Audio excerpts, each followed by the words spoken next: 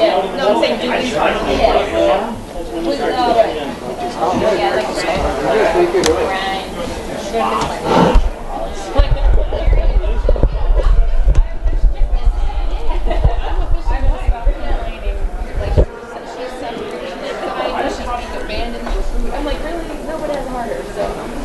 Good evening and welcome to the Rochester Curling Club. I'm Kevin Twitchell. I'm calling tonight's TSN.US coverage of the GNC Club Playdowns.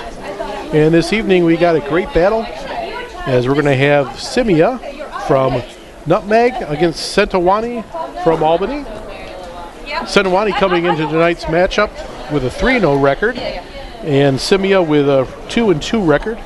For Scimia, this is their final game here in the round robin play as they're part of Group B, which only has 6 teams in it. And also Sentiwany, also part of Group B play, of course. So how did we get here tonight? Well, Sentiwany, again, 3-0. They won their first game against Petrov, 9-5 affair. Last night here on Sheet C, they beat Weber, also a 9-5 affair. And then earlier today, beat Messing out of Schenectady 7-6. Very close game, very much back and forth. The two teams very familiar with each other. And again, 3-0 right now for Sentiwany. For Scimia, started out strong. Had a 6-2 win over Dauerheim out of Potomac. And then beat Messing out of Schenectady 7-3. And then lost earlier today to Potomac 9-4 to the Weber rink. And then just a few hours ago to Petrov out of Plainfield 10-6 in that one. So we are ready to get underway here with the first stones. The timers are standing by. Official Mike Hahn from the GNCC out on the ice. And waiting for the official start, and now we are underway. So starting off, Scimia will be throwing first stones. Sentiwany won the right for the hammer with the draw to the button. And Eric Sebastian for Scimia with his first stone. Again, Scimia will be having the red rocks. Sentiwany with the blue rocks again. Same as that they had last night. And Eric puts that one right into the house, edge of the forefoot, right near the center line. And very quickly, Brent Sentiwany for giving instructions here to Roger Becker.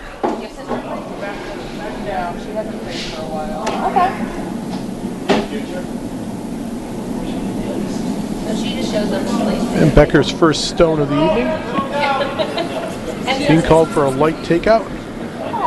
Waiting for the swing to develop. Stones have been running very straight when they're under some good speed here. As soon as they start slowing down, big swings we've been seeing all weekend. And mission accomplished on the takeout there as the shot rock, the shooter rather, rolls to the side. I know rather tough to see at home, but shooter stone sitting in around the 10 o'clock position there. And Ed Scimia immediately decides he wants to take that out, giving Eric Sebastian an opportunity here for a takeout. Something leads don't always get a lot of chances to take in practice, but looks pretty solid on this one. Both sweepers on it, with Lawrence Carey and Dave Bykowski. Hold the line real nice. Looks like it's going to be just a bit on the left-hand side, and shooter and target spill out. So clean house here through the first 3 stones. Of course, we've got the 5-stone free guard zone in effect here throughout the GNCC and throughout the world this year.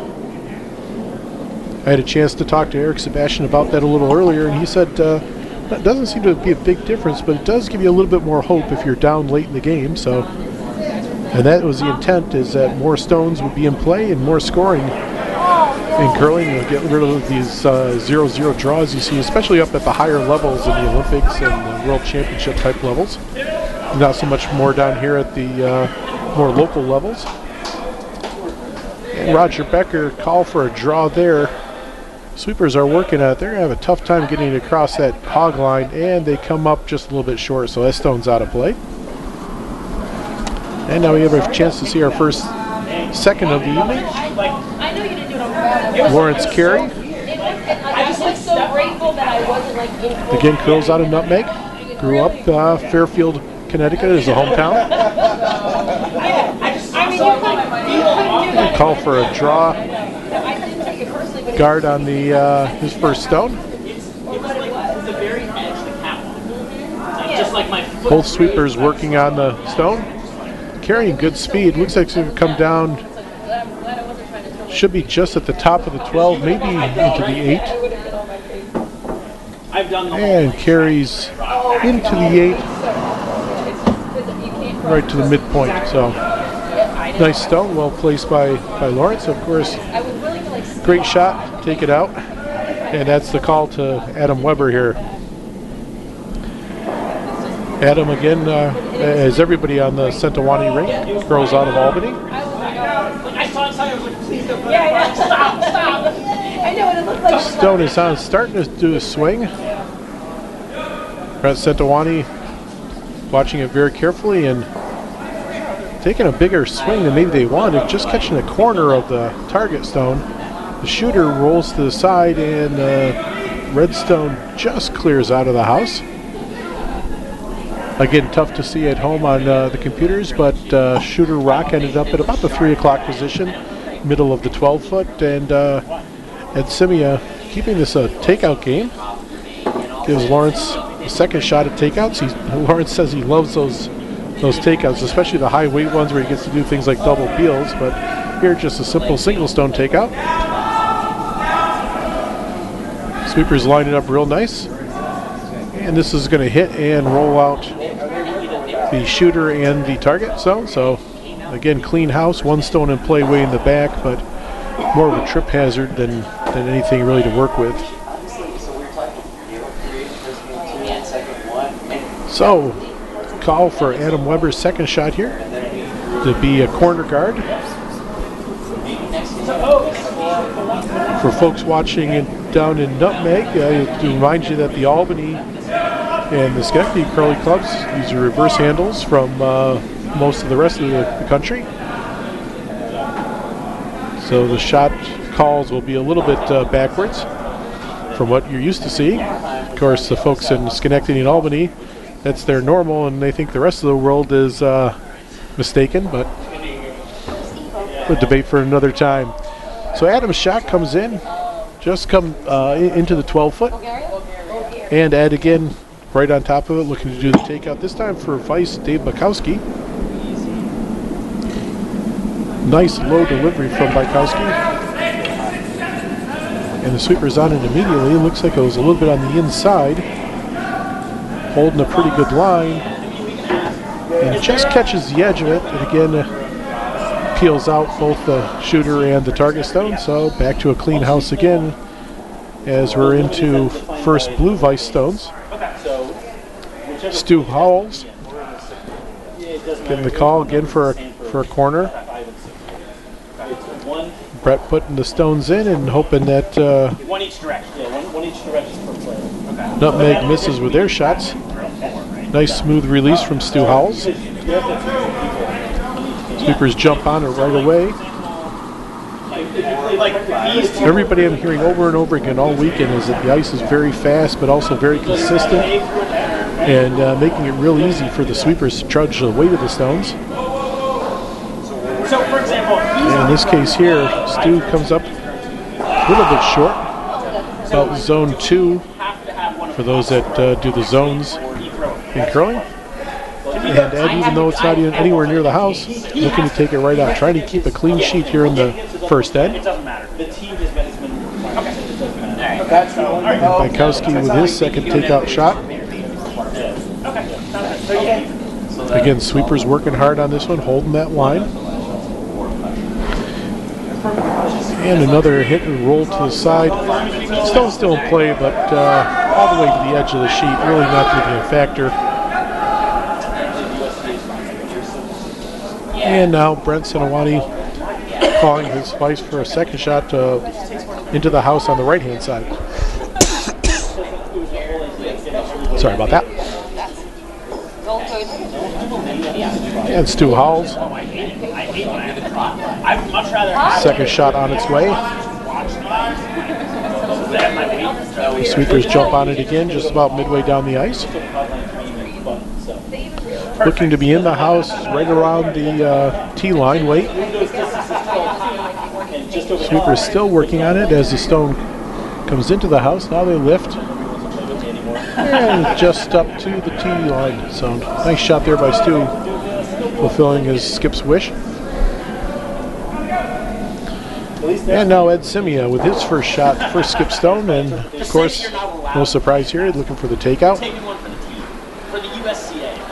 Again, all of the Scimia rank players out of Nutmeg Curling Club down in Bridgeport, Connecticut. Oh, nice.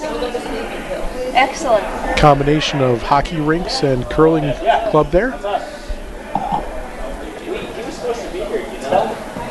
Every year they host a fantastic junior bonspiel called the Neon. Kids have a chance to go out on the ice in the dark and with glow sticks, and it's a lot of fun for the kids. I've been down there with my kids several times, and they do a great job hosting that. And Neon for the Nutmeg Curling Club. All right, Ed's shot on its way. Sweeper's on it initially. Now they back off and lining up just on the outside. It looks like we're going to peel again out the shooter and the target stone out. So house again remains clean. Two red stones out on the ice, but neither one of them really in play. And Brent Sentiwany calling for another shot into the house. He'll have a decision to make here in a couple more stones as to whether to blank the end and keep the hammer or take an early point. It seems to be the game that Ed wants him to pull him into, because Ed certainly seems to have the control of this end. But it's just funny playing with him. And he's always so happy. I don't know how people. And Brett's first shot. Way it looks nice, but the sweepers jump on it right away. Like they have like a wide try. Still both working on it as the stone's coming up towards the hog line. Now Stu Howells comes out to join them. And that stone makes it into the house, just comes up to the 8-foot. And immediately Dave Bykowski right there to call for the takeout. Ed Scimia wearing a bright orange sweatshirt for his alma mater, the Syracuse University Orangemen. Okay, it's just fun. I think volleyball girls have. Charlotte is, but she really is. It's down to the hack, does a quick wipe to clean the bottom of the stone. Again, looking for a takeout here as he's throwing his final skip stone. Not on the court, not off the court. Stone looks like it's right on target. Sweepers staying away from it, and there's a hit and it rolls right towards the button, just to the edge of the 4-foot.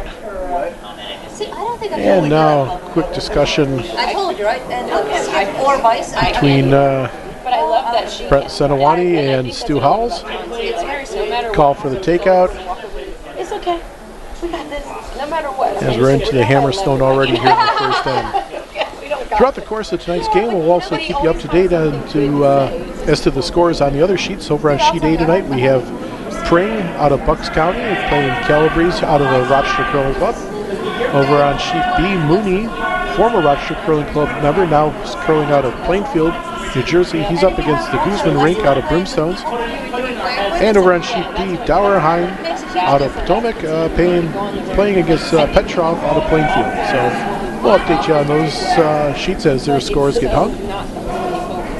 But the focus is going to be right here on sheet C between Scimia and Sentiwany, and we're going to go with a blank end to start things off. So, first end. Oh, I'm sorry. I actually won for red as it jammed on the side. So Scimia with a steal on the first end. And we'll get ready for the first stones here of the second end. All the games being played here tonight are being timed. In between each end, they're allowed 1 minute of turnaround time. A lot of times teams will get together, do a quick huddle, maybe discuss a key shot or two from the previous end, and then jump right into the next end. So time management, something the teams have to be aware of. Typically not a big issue. Usually several minutes of time left at the end of the game. And our first shot here, the second end, is Eric Sebastian. Looking to put a stone up front here for a guard. Looking for the center line, probably more key of center line versus depth. This one right here looks like it's going to drift into the house a little bit, as it makes it all the way up to just about the 8 foot, and does touch the 8 foot. And Brett Sentiwany calling for a corner guard, so looking to get a little offense going there. Roger Becker grew up in Ravenna, New York, just a little bit south of the Albany area. And if you're trying to find Roger out on the ice, it's pretty simple. Just look for those bright yellow shoes, some converted weightlifting shoes that he turned into curling shoes, but definitely stand out. She was pulling Darth Vader. So his first stone here in the second end, looking to be a corner guard, but that's going to come into the house also. And that makes it all the way into the 12 foot. And Ed Scimia, as we've seen a few times already, calling for the takeout for Eric Sebastian. But I put on the I talked to him about what it is he likes about being about playing on this team. He says he loves being in the lead and I really like it. trying to come through with the right kind of shots. Here just a little bit wide though, as he definitely prefers the draws. So a bit of an opportunity here with that miss for Sentiwany to take control of the end. And they're looking to put a guard up on the right-hand TV line. Oh, God. And then a quick change. Now they're calling for the takeout. Try to get 2 in the house. So quick change of plans there from the skip.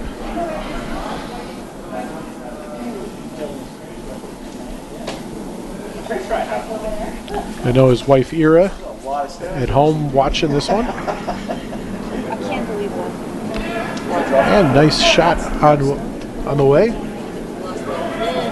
Single sweeper using the directional strategy favored by many teams in the GNCC. And that comes down. That'll take out the shooter stone, but also looks like his stone is going to spill to the side, stays in play, but not quite where I think Brett was looking to have that stone set.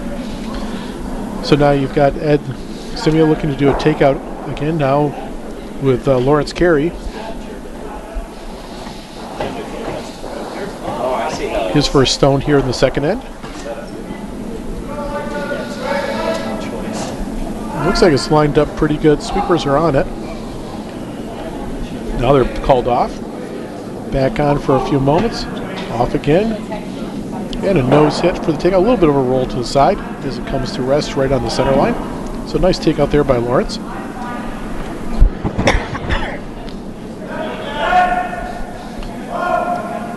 And now Sentiwany giving Adam Weber a chance for a takeout. Again, a lot of takeouts here, not a lot of, certainly no guards in play.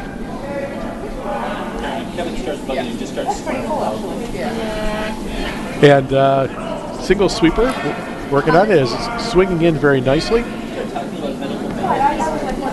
And a nose hit, sticks right there, and job well done as Blue has 2 stones in the house. Again, tough to see on TV at home, but Blue stone in the 12 foot right on the center line, and then another one on the T line over at about the call at the 9 o'clock position. So again, takeout call here for the Nutmeg rink. And it looks like they're lining up for another nose hit. So hit there, no real movement of the stone. And now Red has a stone in the house, although they're sitting second. Again, second end here in Rochester for the GNCC Club Playdowns. Day 2 of this event. We got a full slate of games tomorrow starting at 8 o'clock in the morning. And then some more scheduled for Sunday. Plus Sunday, of course, is all the Playdowns and the playoffs.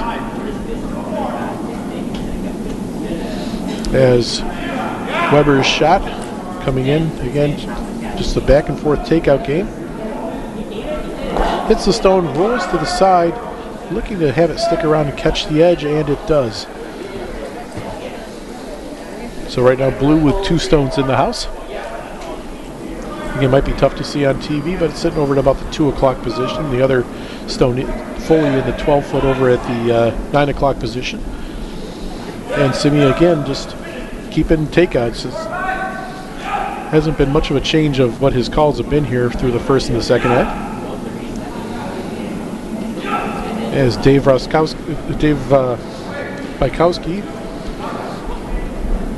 with the shot. And the takeout roll just a little bit, just biting the edge, sitting second. As we're well into the vice stones now. Stu Howells with his first one. And again, first the thought about a takeout, now thinking of a draw behind, so a bit of a change up. Stu's the Iceman up there in Albany, so he knows when he sees good ice, and he's been really impressed with the ice here this weekend in Rochester. Says he enjoys doing the draws, especially to the button.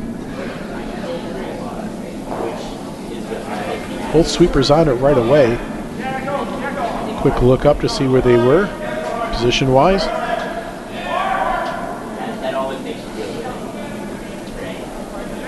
And it's going to be close whether or not it makes it to the house. And it does, and it just outcounts red as it makes it all the way to the 8 foot.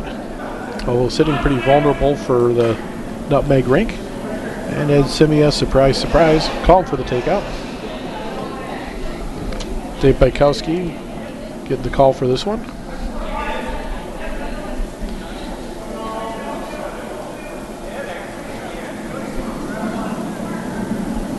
Nice low delivery, nice smooth release. Sweeper staying off initially, now they're jumping on it. Did you see him?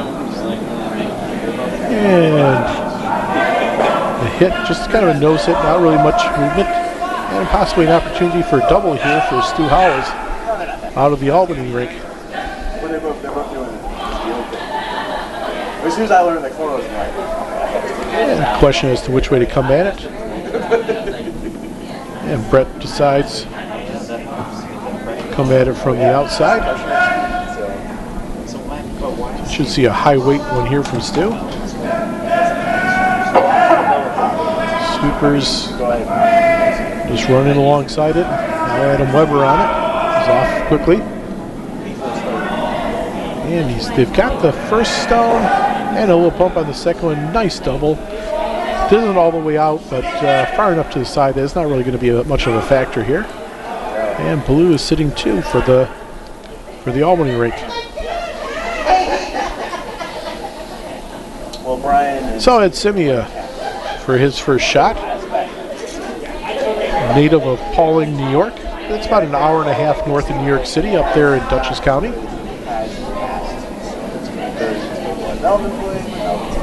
Again, now curling out of Nutmeg, so not all that far away from where he grew up. His 9th year of curling. All of it with Nutmeg. And he's going to be looking to do a takeout here.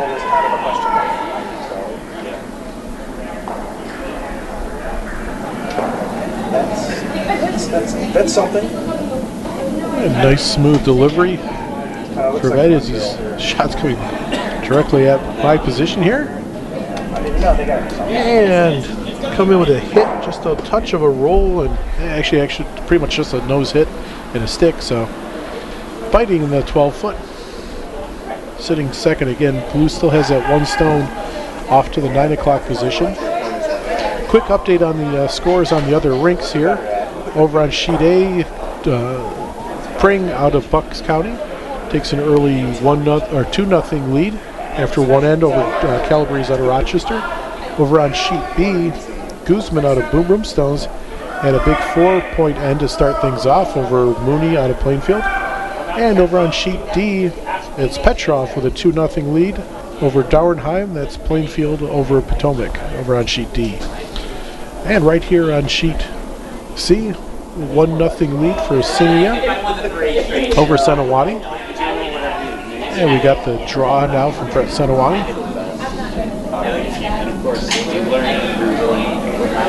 Quick check on the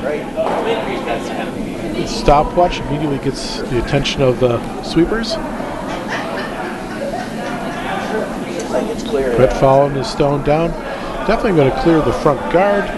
Now the question is, how much can it swing over and get tucked behind? As it goes, stone starts to go pretty much sideways, although it did a reverse handle right as it came into the house. A quick reverse on the handle, and that's going to be an unfortunate situation for Albany, as that stone's sitting pretty vulnerable.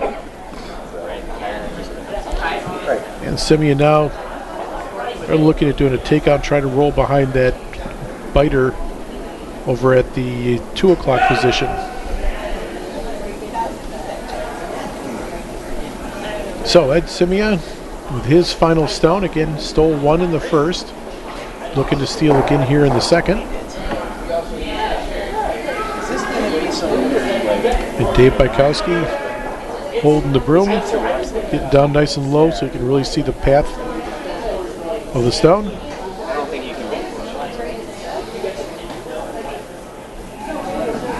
I just felt like, not to knock the second move out, but like... Yeah, it looks a little narrow.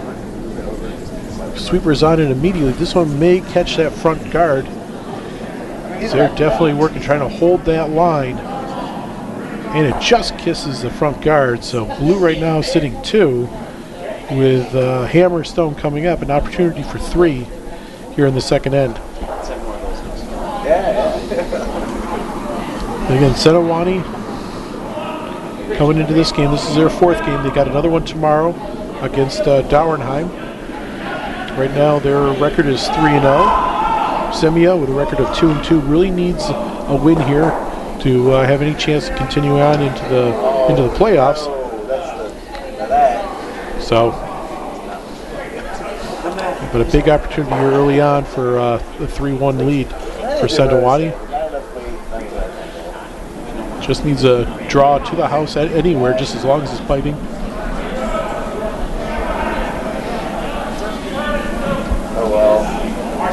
Final stone here in the second end. Again, just needs to make it to the house. Don't need to make any mistakes here by sweeping it through. And the stone travels to the back of the house, but that won't make it out. So 3-point end for Sentiwany here at the end of the second for a 3-2 or 3-1 lead, 2-point lead. That was set up for the third end. Just a reminder, we take a break after 5 ends. So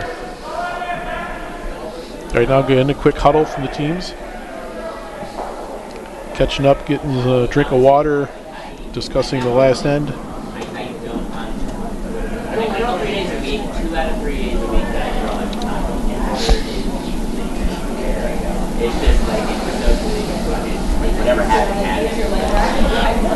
Again, Roger Becker in the hack already, ready for the shot. Looking for a guard up front. Graduate from SUNY IT, now called SUNY Polytechnic in Utica. First stone here in the third end. And sweepers jump on it just as it catches up to the hog line and quickly called off. As this one's going to travel into the house, maybe all the way up to the tee line, and just up to the tee line. So Ed quickly decides to ignore that one, put a corner guard up, looking to get a little offense going. Down by 2 here after 2 ends. And Eric Sebastian He could go for it, but he's not going for it. Going put up that corner guard. Carefully watching the weight by Dave Rakowski. Now Lawrence. Gary comes in. Both back off. Want to keep it out of the house. That way it's not eligible to be taken out.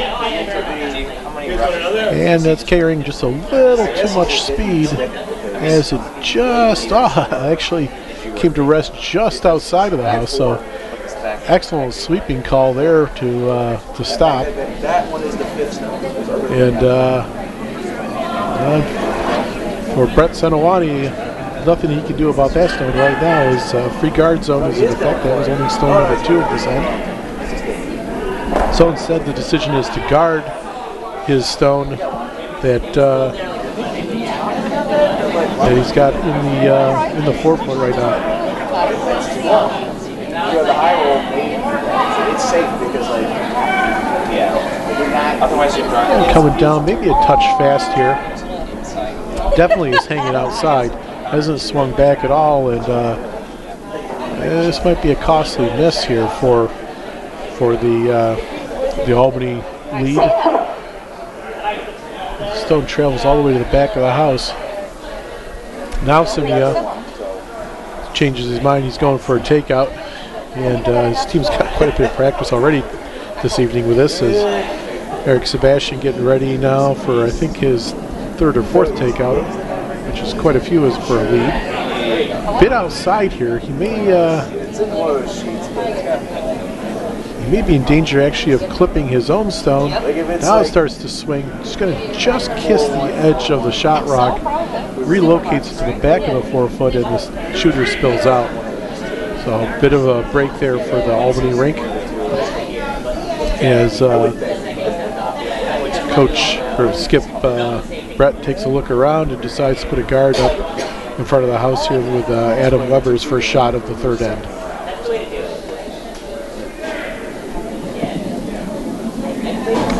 Giving him quite a bit of ice for swinging. He had that broom almost to the edge of the 12-foot, and he's looking for a guard between the TV line and the center line. And Adam looks like he put up a little bit of weight on this one. Sometimes those outer lines will slow down, but not in this case.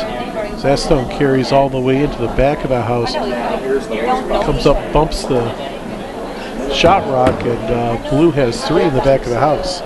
Oh, okay. So for Lawrence's shot here, definitely Ed's going to be looking for a takeout, a hit and roll to the side.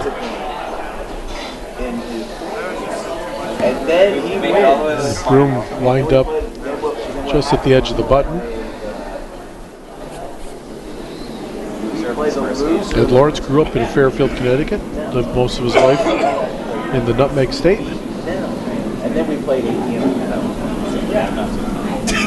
just want to see. I'm not doing that. I'd rather go home. Stone's coming down. Now it's starting to swing in. He's definitely going to get a solid piece of the shot rock. Hits, rolls to the side, a little bit more weight than he wanted, and that spills out. But gets the job done. Takes out one of the shot rocks. As Blue now is cut down to just 2 in the house. And another guard or in the front here, possibly into the house, being called for Adam Weber.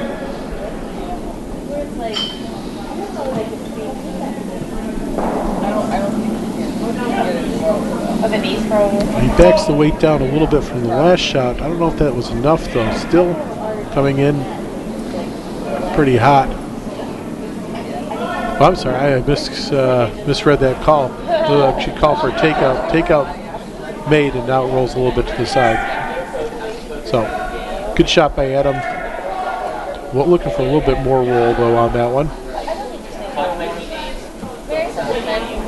And now 3 stones in play, all of them are blue, and Ed's looking to get a red stone into play here as he's up to his 2nd stone out of his 2nd.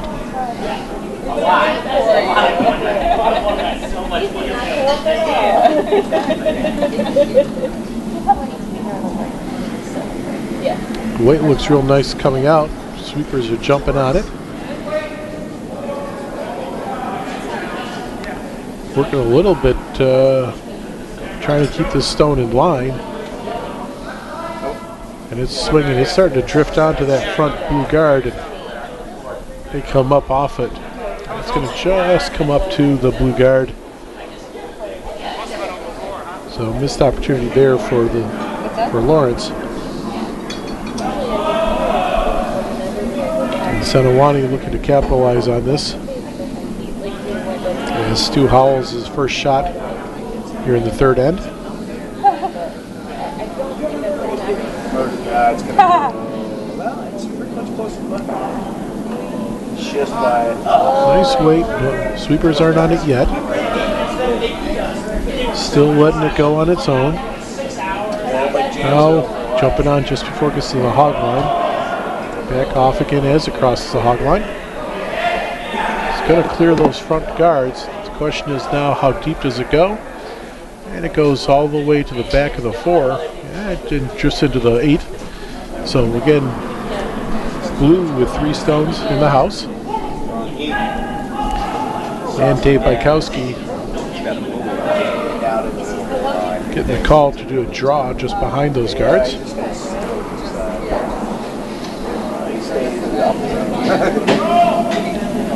Down nice and low again on his delivery.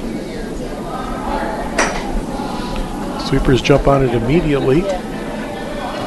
Stone is still running nice and straight, but they know as soon as it slows down, the opportunity to start moving is going to come up. And there it goes, sideways. And comes in, and again, it's just going to end up on that pile of the stones out front. Actually promotes a blue stone in to be a biter. And Sentiwany now up to his final vice stone here in the third end. It's just a little break. Looking to put a little bit of a pile up front. They're up right now again, 3-1.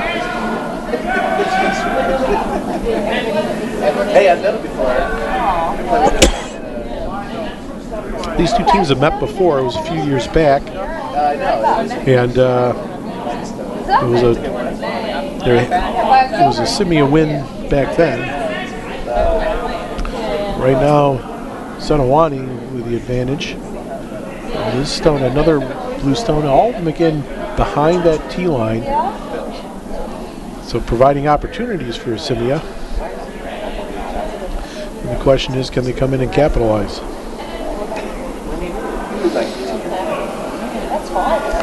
Dave Bykowski, the vice here tonight. His wife was making her skip debut in the Friday Night League down in Nutmeg. Actually, Danielle's wife is playing against Ed Scimia's wife, so good friendships turn into good rivalries on the ice often. And Dave Bykowski's shot here coming in nice. This one should clear the front guards. And can it sit on one of the back shooter rocks? And it certainly does, as it comes to rest right in the button. And that's going to be a tough one for Sentiwany to get rid of, because there isn't a good path to send it out without wrecking and jamming on another blue stone. Bit of a discussion going on. Where to hit it, where to send it. Seriously, we're not on our sheet. Quick update over on sheet D. In the second end, Dauernheim out of Potomac scored 1. There was quite a mass of rocks in the house, both red and blue, but red coming away with just 1. So right now it's Petrov up 2-1 on sheet D. Don't have any updates from sheet B. Over on sheet A, Pring out of Bucks County extended their lead to 3-1 or 3-0 over Calabrese out of Rochester, as they're also in the third end. Actually, all the games right now are in the third end. I'm still looking for an update on the score from sheet 2 or sheet B. Only the first end has been hung there. And again, it was 4-0 in the first end for Guzman out of Brimstones over Mooney from Plainfield. All right, so Brent Sentiwany gets his shot off here, looking for a takeout. Again, critical as to where they hit. And right now, it's going to be close, clearing that front guard, and they wreck on that front guard, which isn't a bad result. Clears open the path there now. And Scimia will be looking to add another stone in there. Looks like he's looking to draw right up to his current shot rock, which would make it extremely difficult for Sentiwany to get rid of. Bykowski holding the broom at the edge of the 8-foot. Bit of a discussion as to what happens if they're heavy. This is Scimia's first skip stone. Again, he has hammer. This is always a tough spot here because It's Scimia, a freelance writer when he's not throwing curling stones. it is, but like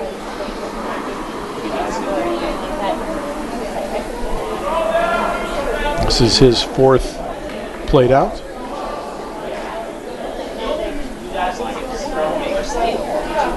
Fourth with the team,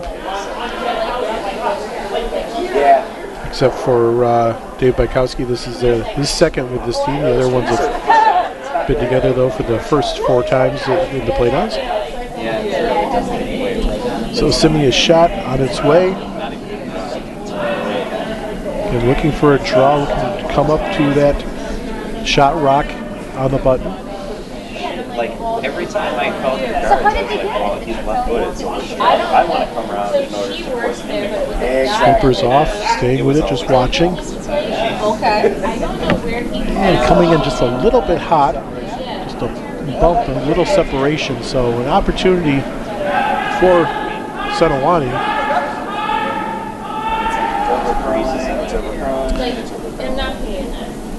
And down there taking a look at it. Discussion on whether or not to try to come down and freeze on one of them. You see some motions that make it look like they might be looking to do a takeout, send one through that back gap. Again, they're on the clock here. It's shot.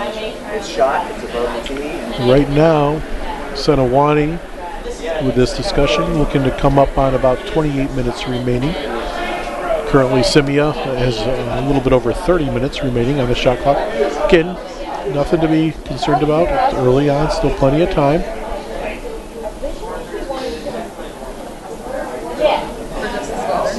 Broom placement. Edge of the 8-foot. Again, coming to you live tonight from the Rochester Curling Club, Rochester, New York, GNCC Club Playdowns. It's a 4-sheet curling club, been around since 1961. The building that we're in was first started in 1972. Started out as a 2-sheet club, expanded a few years later to the 4-sheet club that we have today.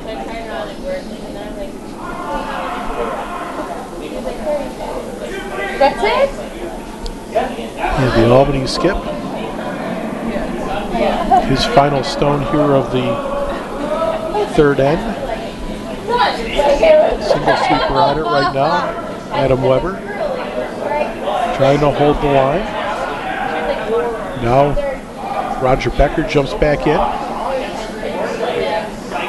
Swinging a little bit more than they wanted, but pops that red stone back. So right now, red is sitting 1, and blue is sitting 2, 3, 4. So it's going to be tough for Scimia to get more than 2 here. After another draw up to their shot rock, pretty much, to get a second. And if he can pull that off, put him in a 3-3 tie at the end of 3. Might put it out. Not pop it out, but just like move back. And they finally hung a score over on sheet B. Mooney comes back and takes 2 in the second end. So Guzman after 2 is up 4-2 over Mooney from Plainfield. Guzman again out of Brimstones. And our hammer shot coming up here now in the 3rd end. at Scimia. Oh! Wonderful shot by Brian. Look at that. And sweepers. Single sweeper. Eric Sebastian in there. And Lawrence Carey just doing a light clean in front of it. Very carefully watching the weight. Again, they felt that the club here in Rochester, the ice has been giving them real good consistent feel as to the speed of the ice. And excellent shot by Ed Scimia. And he comes away with 2 in that end. So 3-3 tie game here after 3. As the teams go into their 1 minute between end break. Again, for folks watching in the Rochester area, action continues all this weekend, starting at 8 o'clock tomorrow morning, goes through till the late game starts at 8 o'clock tomorrow night. So a full day of curling here in Rochester. Come on down, watch some of the games live. All 4 sheets, I believe, at all draw times are being occupied, as we have not only Pool A and Pool B for the men's, but also we have 2 ladies teams that are battling for the opportunity to advance to the Nationals.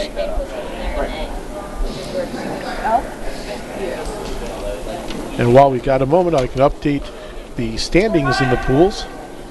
Heading into the games on the ice right now, Pool B, Sentiwany with the lead as they're sitting 3-0. Weber has a 3-1 record.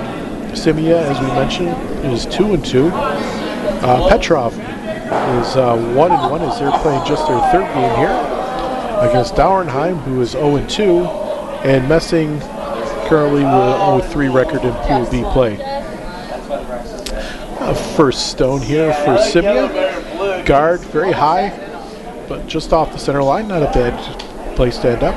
Over in Pool A competition, Guzman has the lead over there, 3-0 record. Holtzgen and Calabrese both have 3-1 records. Pring has a 2-1 record. War out of Broomstones has a 2-2 record. And Andrews and Mooney still looking for their first wins, both of them sitting at 0-4. That's Pool A standings. Back here to the action on sheet C. And the first blue stone for Albany. Roger Becker coming down the ice. Looks like that's going to come into the house. I asked Roger if he had any famous relatives, and he said no, although he did like to, wish he could claim Boris Becker. He says, nah, no, not good conscience. Can't claim that to any relation there. All right, Eric Sebastian, his 2nd stone here, looking for a takeout again. Getting a lot of calls for a takeout, especially for a lead. And this one right here is swinging back very nicely. And mission accomplished. He takes out the stone and rolls to the side. That's a probably, from my angle, it's tough to see. It looks like it might be a biter. Teams do have the opportunity to call for a biter bar measurement. It's one of the few times you can call for a measurement in the game, is to determine whether or not it can be taken out because of the free guard zone. But no call for that. Instead, they're looking to draw up to it with Roger Becker's 2nd shot here. Honestly, I literally before the game, and I'm just a little hungover. I was like, a little? I don't even remember why. I'm like, I don't think we should be allowed to drive. Yeah. And I felt so bad. She drove for 2 hours. Sweepers like, oh my God. Jumping on it just as it passes the Canadian flag, marking the midpoint of the ice here in Rochester between sheets C and D. I didn't care about that. I just was like, oh my God. And swinging hard to the edge. That stone will cross over and be out of play. So tough shot to make, going after a stone on the very edge. Came pretty close though. It wasn't like a oh my God, I'm gonna puke it, or like, oh my God, I'm really green, or like any of that. Like I felt okay. So again, final game of the ice. the round robin here for Scimia. 2-2 record, looking to get a win that could give them an opportunity for a chance into the playoffs. Wouldn't guarantee it, but certainly would improve their opportunity to get in. And Lawrence Carey here with a draw behind call, swinging very nicely. The weight's enough; it's going to carry it into the house. Question is, how far can it go? And they get it all the way up to the 4-foot. So beautiful shot there by Lawrence Carey. Again, he says his favorite shot is really the high weight takeouts. So getting the draw and getting it done here. All right, Adam Weber.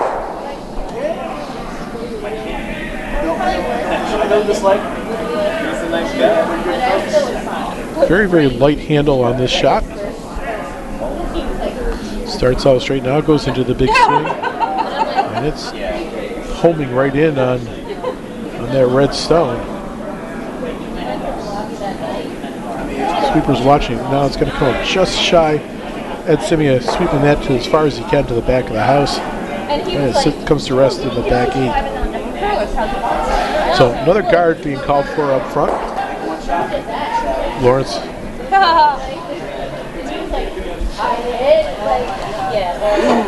Lawrence, a graduate from Western Connecticut State.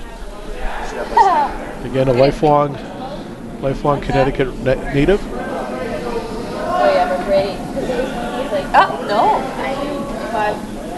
And very, very lightly, just a slight cleaning by Dave Bykowski on the stone. Now Eric Sebastian jumps in. He's a little bit more aggressive, so now both of them on it. So you're definitely trying to get it right on that center line, and beautiful shot. All right, Adam Weber getting the call for a takeout. And that's what he says he loves. He loves those takeouts, especially when they're the guards. And it's definitely the call right here. Coming out a little bit narrow right away. Stu Howell's on it.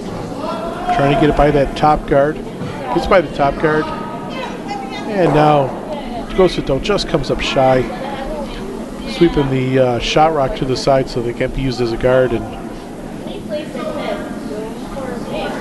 again, it's just one guard in play here. I think it's maybe the first guard all game that's really in an effective spot. As Dave Bykowski gets ready for his first shot. 14-year curler. In his first 10, he was down at Potomac. In the last 4, up at Nutmeg. For breakfast? to get your breakfast tomorrow morning? It was like... And looking to put that guard right back up. Sweeper's on it early. Feel that it's a touch light.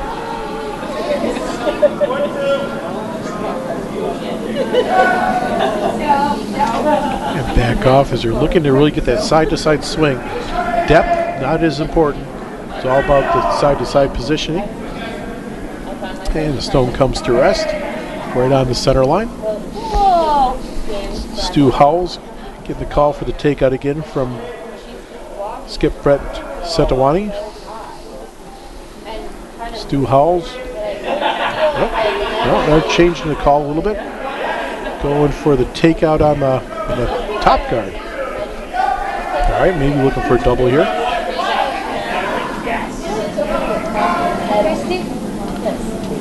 And that looks like it might be a touch on the wide side. Trying to pull it back in. And a nose hit coming down, and does take out does at least move the shot rock. So not a bad result for the former UB Bull, native of Amherst, New York, over suburb of Buffalo.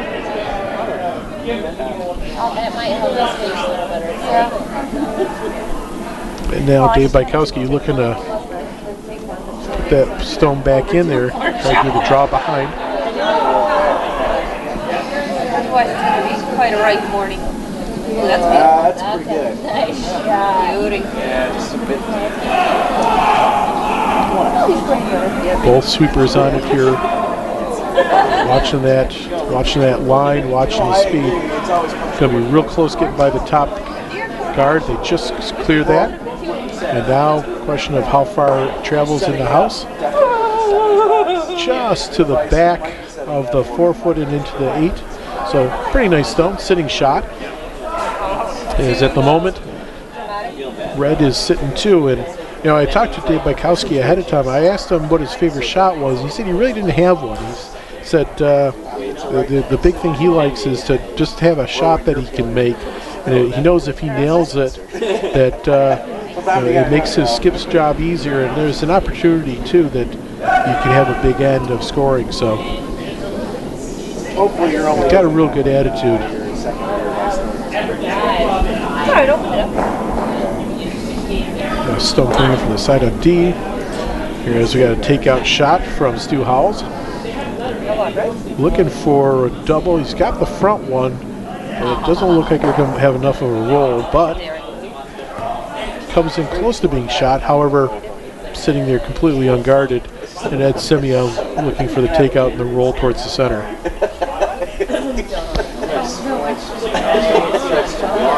Got the phone roll. Ed Scimia, definitely a master of strategies. Back in high school, said his favorite sports were basketball and chess, which certainly often we hear curling referred to as chess on ice. So definitely has the thought process and the strategy for this game. As he gets ready to throw his first stone here in the 4th end. Access to like the rec center, so 2-3 times a week. Key to, he said, to this game, just making shots and staying focused. And Three's pretty good. Only thing when you're skipping. right now, 3-3 through the 3. As we're into the skip stones here in the 4th end.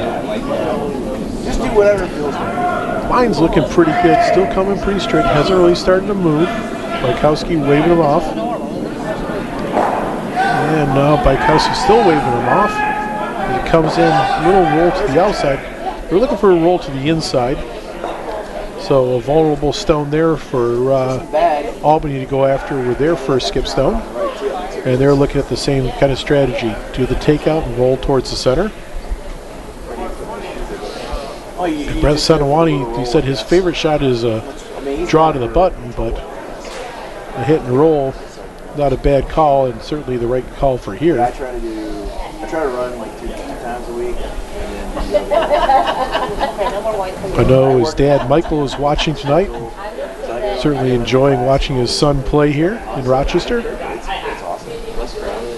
Yeah, it's semi-crowded, but it's you know, it's a good time.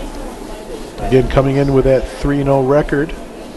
Like to keep that clean 0 on the right-hand side of that. Yeah, definitely. I'm always the youngest guy. As he's getting ready here for his first shot. Sometimes there's girls. Yeah, well, there's girls who are about the same age.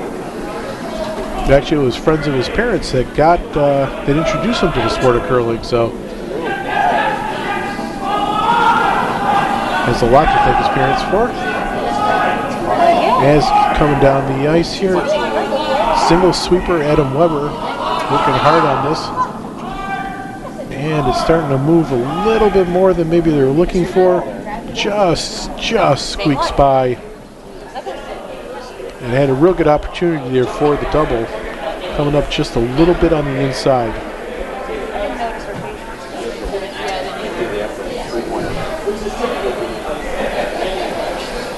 There, Ed Scimia, he's looking to come down the other side of the ice again. With his final stone here in the 4th end.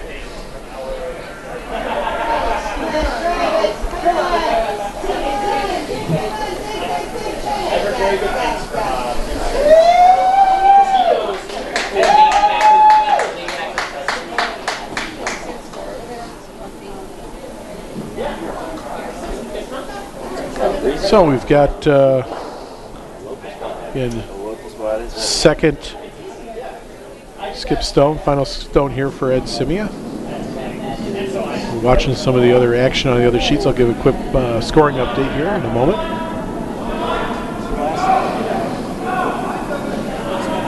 Looking for the draw. Blue sitting 1, just barely biting the back of the 12 from the 8.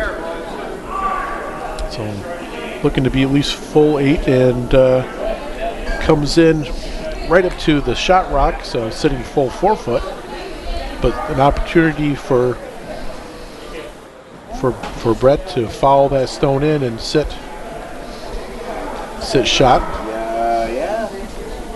Made a lot of them. Yes. All right, so quick scoring updates here.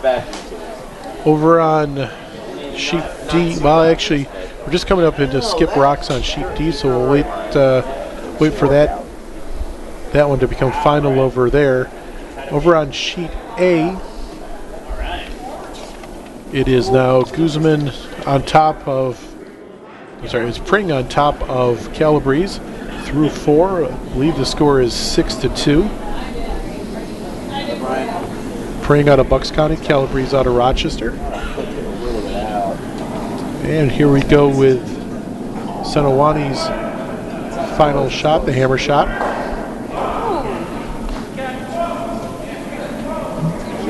Sweepers run initially now called off. Looking for that swing back. Slowing down very nicely. And nice shot by Brett Sentiwany.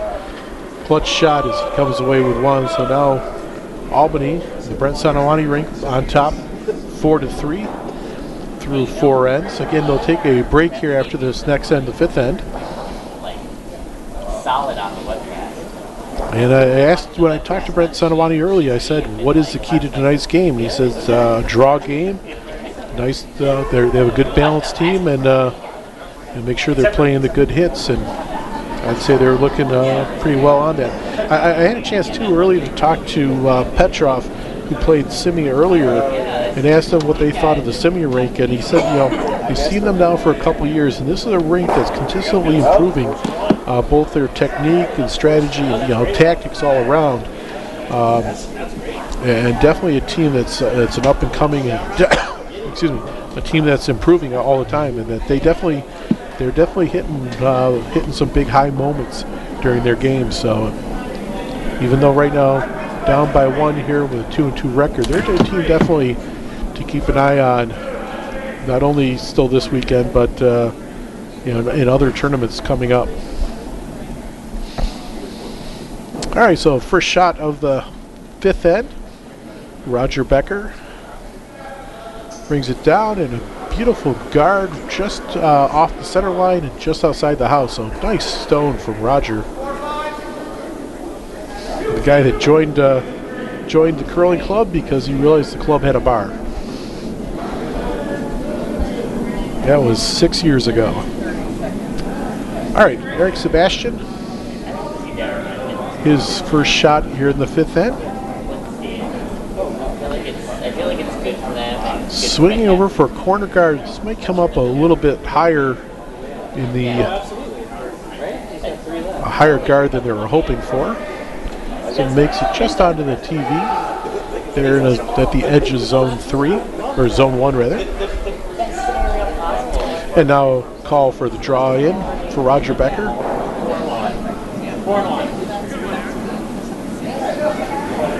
I want Darren finishing out the past league season with 400. So, I'll keep that. No. Yeah, well. Quick glance down at stopwatches. Both sweepers staying off for the moment. Now they jump on. Oh, the offer was never there, bro.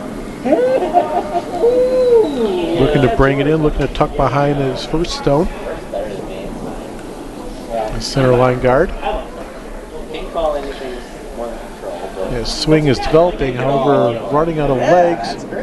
And stone does make it into the house, however, it's sitting very vulnerable. And Scimia deciding this time not to do a takeout, instead do a draw to the right-hand side. He's at my level. In terms of like mental level. Eric Sebastian. Yeah, my first mental league. Well, that's not true. I played with my dad first. His second stone here at the end. I won mental league twice, speaking of your dad. Eric, a machinist by trade, loves working on high-performance cars. helped out with a car that ended up on Street Machines. And they just clear the front guard. Nice shot here by Eric. Eric's shot coming to rest. Also just biting into the 12-foot. Tough to tell who might be shot here. Camera angles here in Rochester can be a bit deceiving. This year, because I travel so much, and it's usually Mondays and Looking for a midweight promote here by Adam Weber. Colgate grad. Former Red Raider. Nice smooth delivery. Sweepers on it. Thank you. Watching that line very carefully.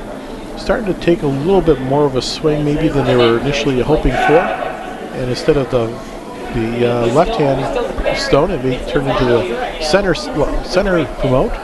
And it does. And no doubt about that. That one's sitting shot. But maybe a bit of an opportunity here for Ed Scimia as he has a cluster there in the front of stones. And kind of back and forth, deciding which way to come at it. That chess strategy coming into play. Finally decides maybe go for the front one, try to go with a double and a roll to the side. So looking for a high weight takeout here by Lawrence Carey. Again, he likes those double peels and the high weight takeouts, so I'm sure he's enjoying seeing this call. I didn't draft in the last week. We drafted 3 weeks And stone on its way. Looking pretty good right now. Want to catch the outside edge. Trying to redirect it a little bit, and looking at the overhead. Nice shot there. Takes out the one stone. The other one rolls to the far side. Looks like it is still biting. It's off my camera, but sitting at around roughly the 330 position. I think it's sitting second, but it does look like it is still biting, so it may come into play. And Adam Weber with his final shot here in the 5th end. Handcuffs are key. We had a guy where, like, a month and a half ago, he was like, I have 3 months, like, gotta pick him up now. Like, Sweepers on it, quickly called off. You have a legit, like, super stud RP. Maybe an opportunity for a promote, although it looks like they're going to swing just by the guard. And it's got some pretty good carry, though, taking it all the way to the back of the house into the 12-foot. And Ed Scimia looking for a takeout and a roll to the side here of the center guard. Normally you can't, but you can. Lawrence Carey, another takeout. Back in high school, he played basketball and football. Said for football, he oftentimes was put in as the running back. Didn't have a chance to talk to him about what he thought of Derrick Henry's performance last night. I guess you are now. This one right here, swinging a little bit on the inside. Takes out the guard. And shooter rolls to the side. Wide open center. Typically, if you have hammer, you want to have that wide open center. Scimia certainly has a hammer in this end. And the quarterback's hugely important, but Yeah, I'm in you need a team. Aaron Rodgers. All right, Stu Howells. As a Jets fan. First time here in Rochester since back in February 2016. Really enjoying the ice that our icemen have done this in preparation for this event. Nice draw coming in.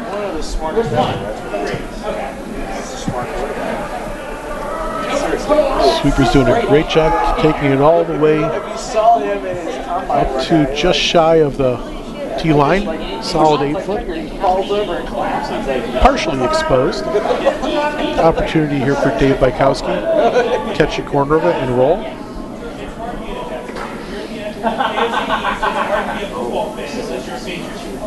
Oh yeah. Right now. Bykowski lines up. No kiss. Then maybe we can. Right away, the Sweepers are on it. It's a little bit narrow, it looks like. He's got to get by a couple of key guards. Clears the high one. But the next one might be problem, and just a little bit of a kiss, but continues on, takes out the shot rock, and well done by Dave Bykowski. He had nothing but great things to say about the ice here in Rochester, and he said it was really easy to judge the speed out there. Just really great ice here this weekend. So certainly a big tip of the hat to the ice crew here in Rochester. All right, Stu Howells with his final shot in the fifth end. Take out a wide open shot there where the roll came from Bykowski's shot. Gonna hit it on the right hand side, try to send it through a big hole on the left hand side. And he catches that and peels out his shooter rock as well. So right now, again, tough to tell at home, but there's a blue stone back at about the 12:30 position, right near where Scimia is standing. And then the second stone, I think, is that red stone up front. There's another blue stone to the side. Looks like it might be a bit of a biter. Right now, though, if at best, it would be sitting third as Bykowski gets ready for his final shot here in the fifth end. Good for now. Thank you. Take out on that stone I just alluded to, I believe. We'll see. Friday. Sweepers jumped down initially, waiting for it to swing a little bit more.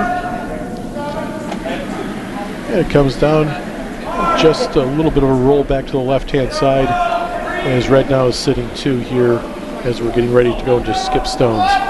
Again, this is the fifth end, so at the end of the fifth end there'll be a break. I believe it's around 5-minute long break at the end of the fifth end. Unless you're announcing, then you only get 30 seconds. Okay. Well, clarification from the head official here, or one of the officials, Mike Hahn.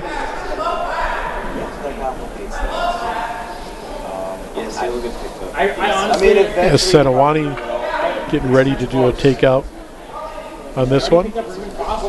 Not really an opportunity to roll behind any guards.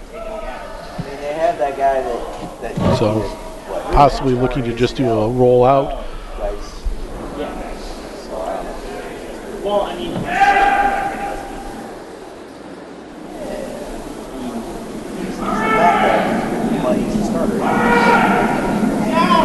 Sweeper staying off initially. Now Weber on it. Becker watching, not jumping in yet, still just Weber sweeping. And it comes down, does a hit and rolls back towards the center, still in play.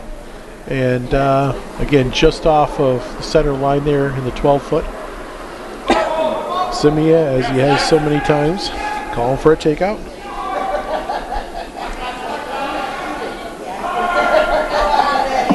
In 9th year of curling, all of them at the Nutmeg Curling Club. One of 3 members of this Nutmeg rink that wanted to get into curling because they saw it on the Olympics. Certainly has been a huge boon for our sport. The great coverage that NBC has given us. Quick clean. Again, looking for the takeout here.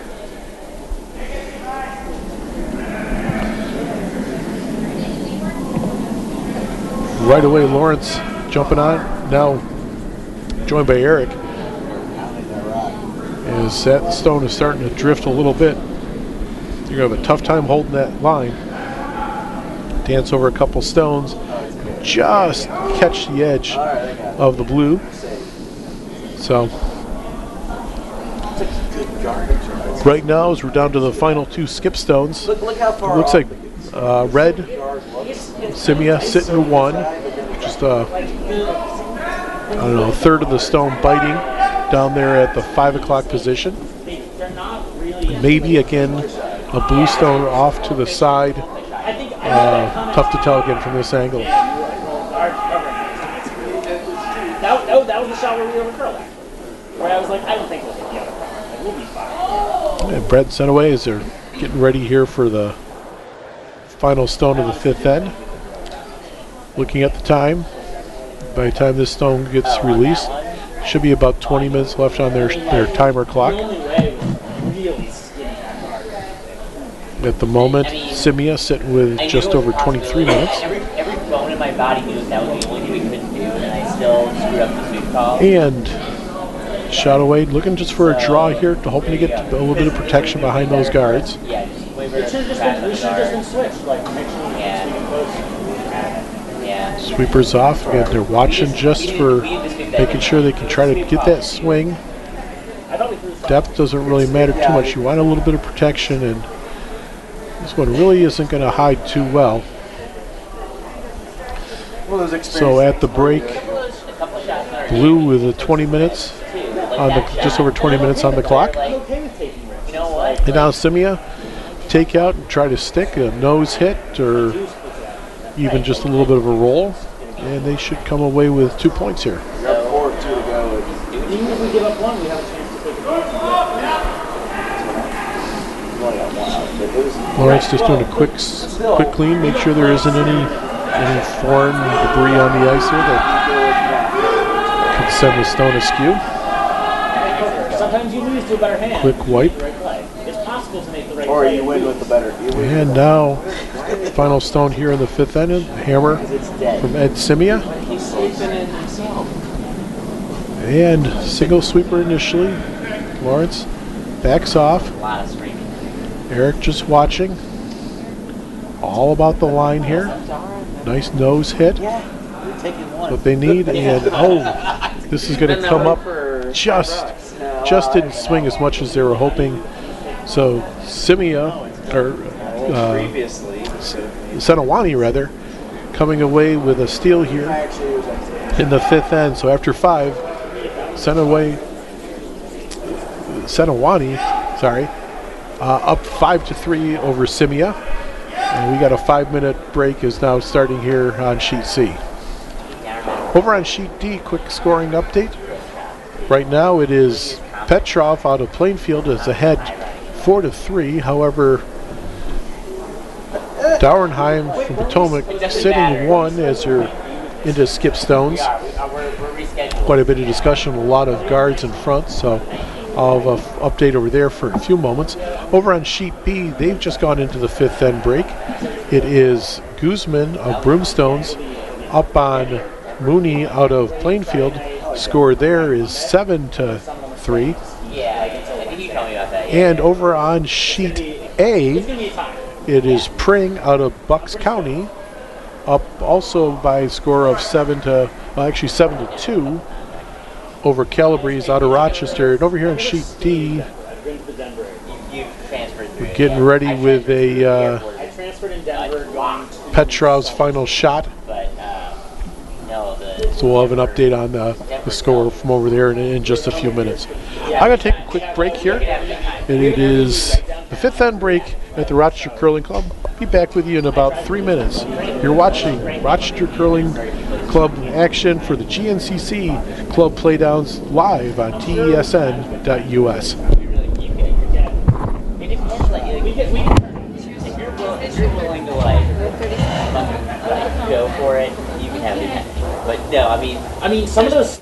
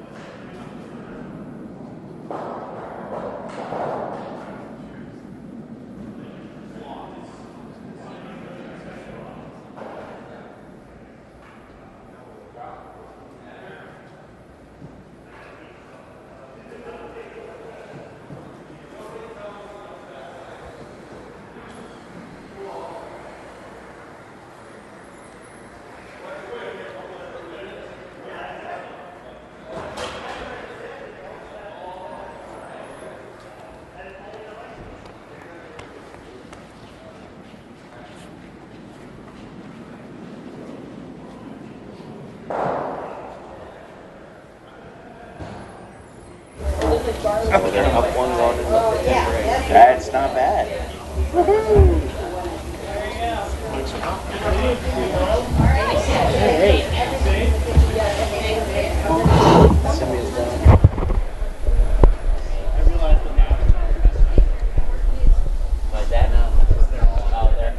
All right, welcome back here to Rochester. The 5th end break is complete, and teams are getting ready on all the sheets. Quick update for you over on sheet D, where Dauerheim came up with 2 in the 5th end and now have a 4-3 lead over Petrov from Plainfield. So it's Dauerheim out of Potomac. So, meanwhile, here on sheet C, we're underway in the 6th end. Leading us off, Roger Becker for the Sentiwany rink as they get their first stone underway. Looking to be a guard. This one's going to carry into the house.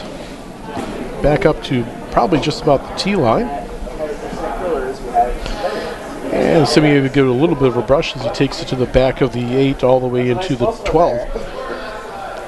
And Scimia looking to put a stone up front right there by the TESN.US logo. There's a corner guard looking to get some offense going, down by 2 here as we start the 6th end. His lead, Eric Sebastian. Another one of those curlers that got into it because of the Olympics.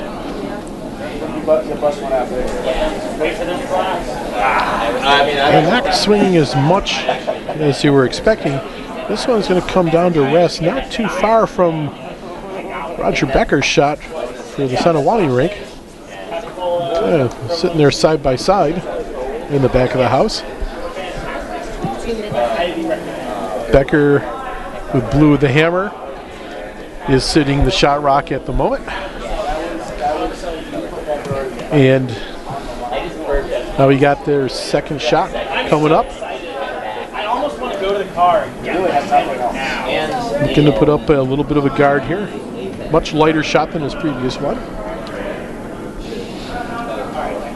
Again, easy to spot out there on the ice there with those bright yellow shoes. Used to be weightlifting shoes. And this one's going to carry into the house again. But in front of the tee line, just biting into the 8-foot. As we're coming up to Eric Sebastian's second.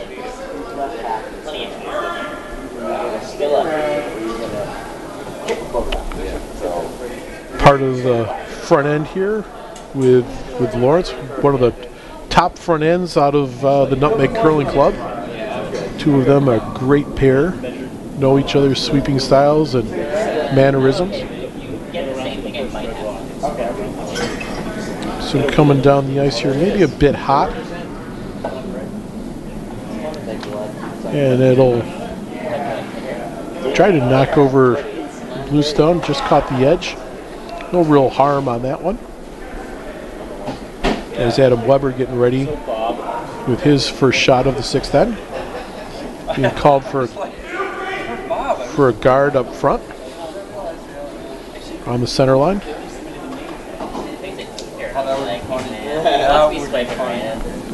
Other sport that he plays is flag football. And it was actually a buddy of his from flag football that got him into trying curling. Bribed him with a beer, and it worked. Adam's hooked.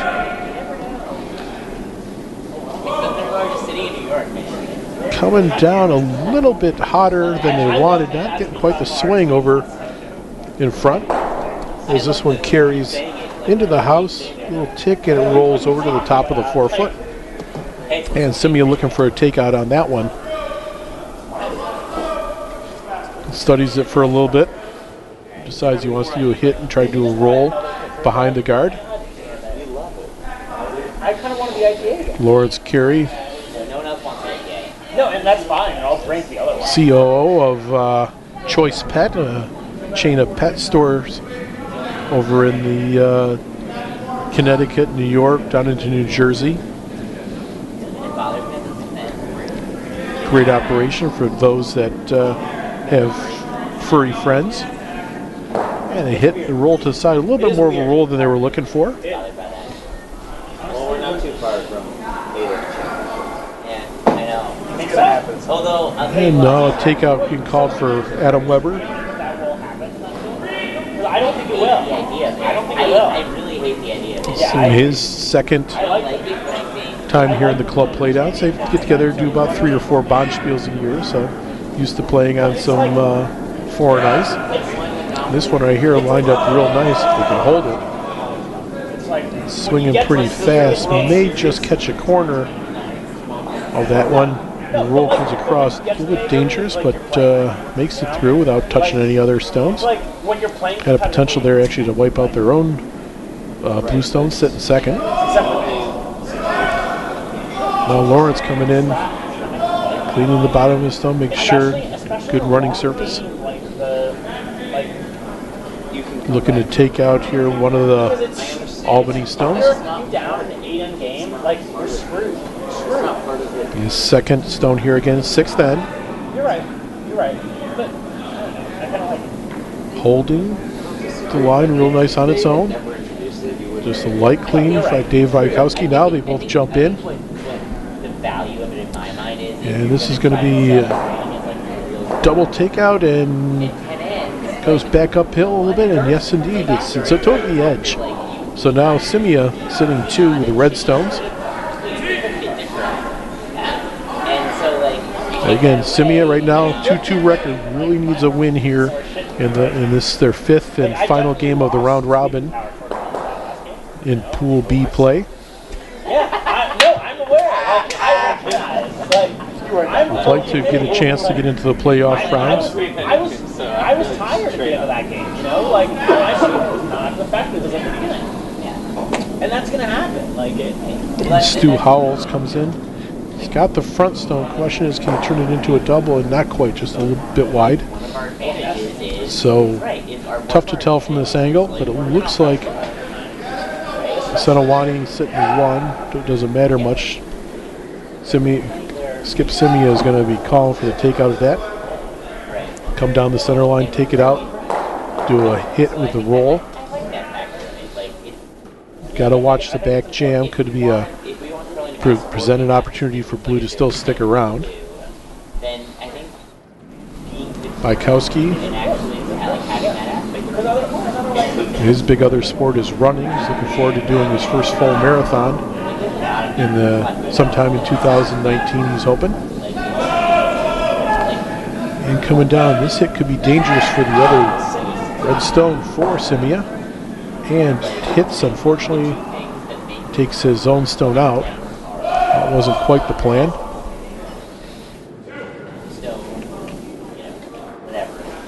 Now Sentiwany looking at the situation.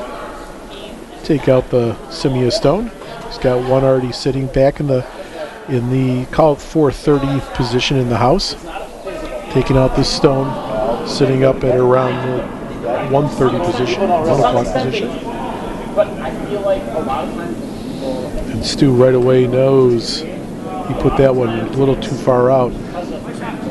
Missed opportunity as it goes through the house without making contact with anything else. Now Scimia realizes he's got a bit of a break.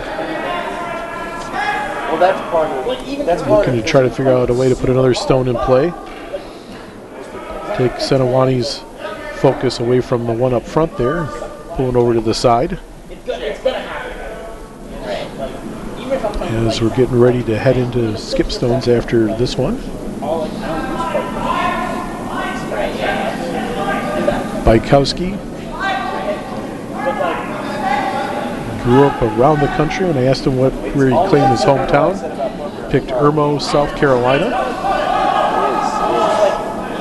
Spent a lot of time down there as a kid. And this one comes in, just bumps the front stone and rolls in. So right now sitting 2. Wasn't the shot I thought they were calling, but giving Sentiwany a bit of an opportunity here, maybe for a double. Certainly looking at it right now.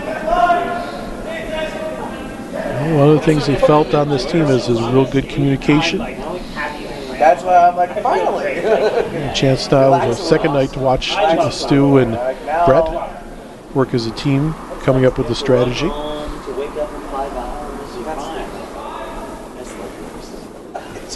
A couple years ago, they were a team that surprised a lot of people. They were seeded last, coming into the Playdowns, and had a tiebreaker, won that, made it into the playoffs. So they felt that was a huge success. And this year, right now, sitting 3-0, certainly on a good pace to be making it into the playoffs again.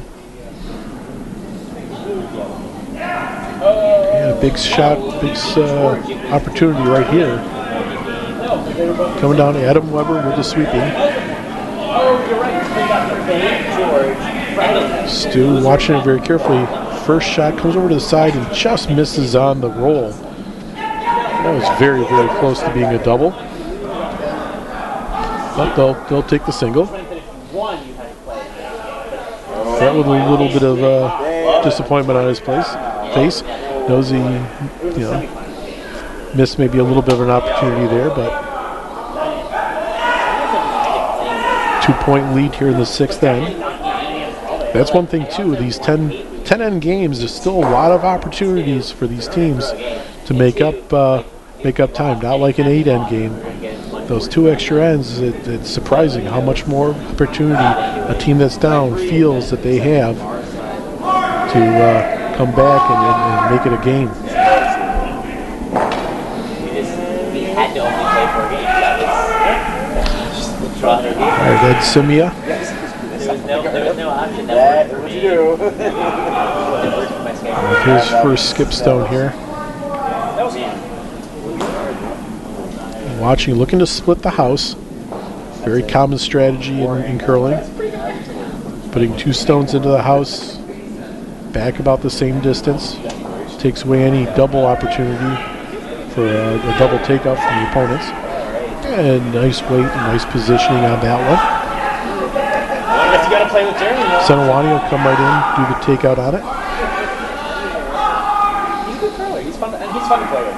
Oh, he's a good pro. He's so even feel too. He's fun. But last year when he was playing third, he got 17 years of curling for Brett.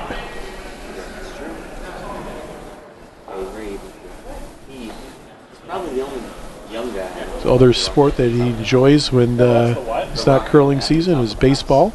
He does not hang on to the rock for very long. No, he doesn't. He gets to the top of the house and boom. Right now, focused on this shot, looking for the takeout. Yeah, His final stone of the 6th end. Yeah, Nick also. Immediately, Roger Becker right on it, sweeping. Adam Weber keeping an eye on it, watching, trying to see the line. And this one looks like it's going to be just a bit inside. And a bit of frustration displayed by the skip. As he knows that was an opportunity that went by, and here's a chance for Ed Scimia to come up with a 3-point end. Looking for a draw. Now he's got to be pretty much full into the 12-foot. There is a blue stone sitting back at the 4 o'clock position, about half into the 12. So doesn't want to come up a little bit light here. Want to be at least fully in the house with this shot. Again, this is the hammer here in the 6th end. Oh yeah, he was big time magic card bait. Remember Dave Backside? Dave Backside. He had a huge magic card to deliver. Right now, saying that the speed's good. It's when you like pull your leg and you're like Sweeper's staying back behind it, just watching it come Your down. back leg doesn't really get behind you, it just kind of like... It's actually heading for one of the stones already in the house. Use that to slow it down a bit, and a little bump there, and Scimia with a big 3-point end. You'll know it. Pay attention. So through 6 ends, now Scimia on top, 6-5. No, it's not. As we head into the 1-minute break here. And that was a big difference. That was a big difference the other night.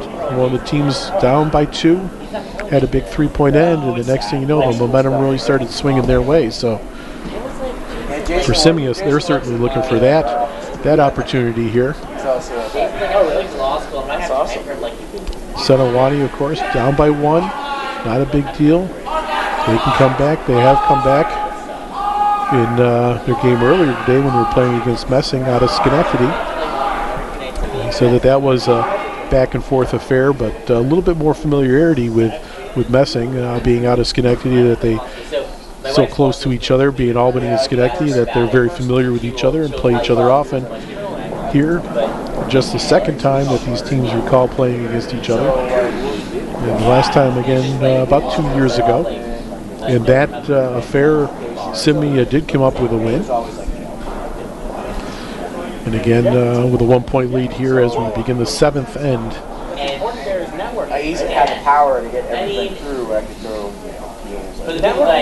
Keeping an eye on all the other scores here, waiting for the 6th ends to get hung, as teams are all getting ready to begin the 7th ends. That's very important. Again, the action here, the GNCC Club Playdowns out of Rochester, New York. Day 2 of a 4-day event. If you're in the area, come on down, watch the action live. Trust me, it's way better than me describing it to you. And 4 sheets for the price of admission. Action starting tomorrow morning, 8 o'clock. And games continuing all the way up to 8 o'clock draws tomorrow night. So over, call it 14 hours worth of curling taking place tomorrow here in Rochester at the Rochester Curling Club. And Eric Sebastian getting ready for his second shot here in the 7th end.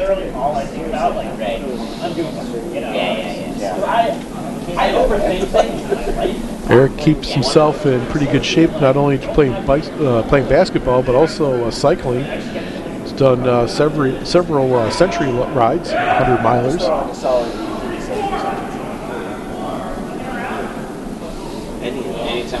And a nice draw here with the draw behind.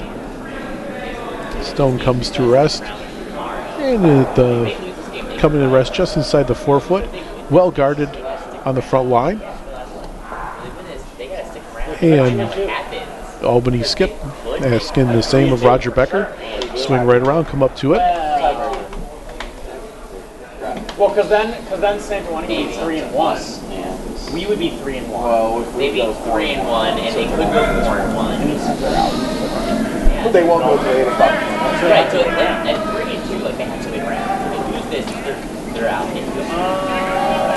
That may not be 2-3. And the Stone following pretty close to the same path as Eric Sebastian's. Sweeper's right on it. It's very nicely done here by Roger. Yeah, you're right. It's a matter of how close can the sweepers get it. And they're going to come up, bring it into the 8-foot, so only about, call it 4 or 5 inches shy of the previous stone. That's a very nice stone by Roger. Give a shout out to Mike Peterson. I know he's watching, cheering on the Sentiwany rink. Wasn't able to make the trip this weekend. Also, Roger's wife, Ira, tuning in, I heard. Hopefully she's enjoying watching the action tonight. And now back to Lawrence Carey. And this is his 3rd time here in Rochester. A little bit wide on this shot. However, once it gets out that far, it can develop some pretty good swings. So it's coming back in. And it'll come up and sit right alongside, and maybe just a little bit closer here than the Albany stone. However, a vulnerable opportunity for Albany and Adam Weber. Adam, a native of Malone, New York, up there in the North Country. Grew up watching Canadian TV and seeing the Canadian curling on there. I was thinking close. Well, it depends if we have to play at 8 or not. And trying to put a little English on this, shot it out just a bit wide. That's not quite developing the swing he was hoping for. That sails through the house. And now Lawrence Carey an opportunity to put a little guard up and protect that. And that's the call from Ed Scimia. He says he really enjoys this ice here in Rochester. Very, very consistent, and he really does enjoy the speed that our ice crew has put together for this weekend. I kind of just want to watch curling in this week, but No, that's fine. Another one of the ones that got hooked on curling because of the Olympics. Mentioned it before. 3 out of the 4 Scimia let's go. rink members saw it in the Olympics. The other one, Dave Bykowski, he saw it up in Michigan, again watching the CBC and their coverage of juniors and all the Scotties and several others. CBC does a great job of covering curling up there for our neighbors to the north. And that was a nice guard that Lawrence delivered in there. Adam might be called on here to shake things up. It's getting pretty crowded there in the front. Takeout being shown. No question. Again, seconds. That's one of the things they love is when that takeout call comes in.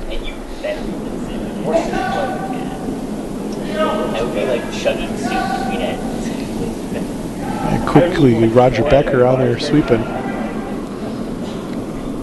Yeah, that's going to come down. It's going to just clip that front guard, but not a bad result. Clears out, opens the path up, forces Scimia to put another one back in there, and Dave Bykowski is going to be the one getting the call. And sure enough, there's the call. Put that guard right back up in there. We were the third of the 4 minutes. We played at 4 p.m. 4 p.m. And they play Messing at noon. Really likes this ice here as well. Constant theme from many of the curlers here this weekend. And then they play us.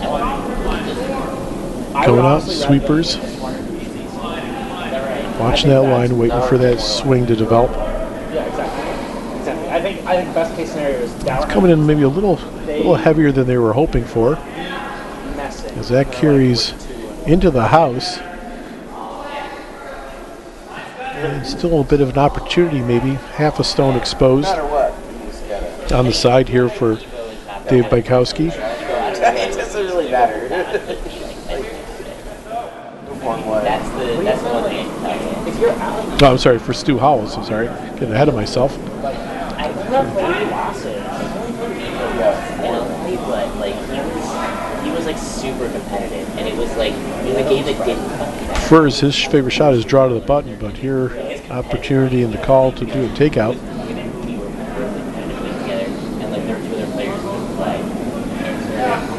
And this one right here definitely is going to move some stones around in that cluster right in front. As he comes in, he does just off a nose hit, takes out a red shot rock, and yeah, from my viewpoint, that's a measure to determine which one's closer, but Scimia not really interested in that. He's looking to do a takeout. And the call now to Dave Bykowski for that. But like still, he was fired up. So I feel like he's not gonna just be one out of it. He's definitely sure. The sweeper's on it early. Quickly called up. Now back on. Looking to try to get by that front guard. It's going to be close. Nice shot. Little butt rub there, and that'll stick around in the back of the house. So Scimia, a great call, good sweeping call, and Bykowski came through with a fantastic shot there. Good all-around team effort on that one. As Red now sitting 3 in the house, as they're ahead 1 here in the 7th end, up 6-5.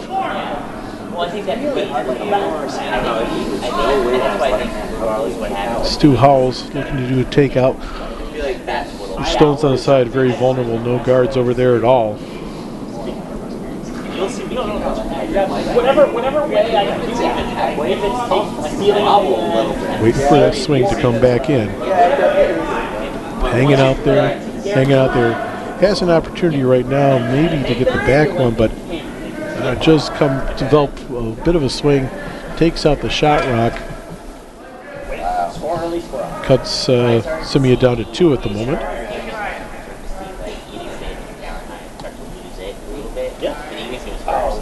Discussion. I feel so good when I watch my opponents do that. Looking for the draw in. Gotta be careful because there isn't a whole lot of guarding. You have one guard on the center line up in zone 2. And then the second one is the shot rock sitting there at the edge of the 8-foot, right off the center line. Scimia coming down the ice, he's got a great big smile on his face as he describes the shot to his sweepers. That was a little wicky-wacky.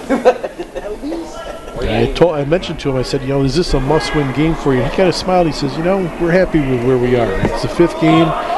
We're looking for a good result in this game, but that they're pretty happy with how this weekend has gone. Again, a team it's an up-and-coming team. I'd rather be able to. That's how we prefer. So. And one of the opposing skips said this is a team that he's been watching. Excuse me. He's seen constant improvement over the last few years. Yeah, you can't usually afford missing a team. Bit of a miss here. But I think get a little bump. Provide a little bit more protection for that one stone. No, I don't know. You can really get in there. Yeah. You can't get in Suck it there. in. And now discussion as we head into the first skip stone Yeah, just the lock it. for Sentiwany. As time still not really being a factor. They've got about 14 minutes on the clock right now, just coming down to 14 minutes. Scimia, a little over 16 and a half. But we still have 3 more ends to get through. Honestly, I think this is the wrong double call. So maybe you have to pick up the pace a little bit. I think you go intern and hit the. Clock's winding down now, 13:45. I think they will get the outside one. It's about the one on the left is way tougher. It's way. Right. But like the left, oh, never mind, they got it. All right, pretty good shot. Quick clean on the stone is getting ready to deliver. It's Screen's all screwed up. It's wide open. yeah, the screen. They're hitting it right. The guards look like And they're now like delivery, looking for that takeout. Sweepers on it right away. I mean, it's And you can't jam. So it's 100%. Becker backs off. You have space. And back on one more time as it narrows in and a nose hit. So nice takeout by Sentiwany. And now we're down to final stone for Scimia. Come on, get around that guard. Get it. It's very close. Get it, guys. hard, Joe. Hard. Sweep it, Joe. Oh. And looking for the takeout right back. No change of plans. Oh, nope, forgot his Look at the ice. It's really hard for right. forgot his delivery aid or crutch of some call. Cost him a little bit of time, but still just now winding down towards the 16-minute mark, so plenty of time on the clock for Scimia. Both teams still have their timeout available. If they start getting into real trouble, it might be an opportunity for them. I'm feeling good. What that means is in the next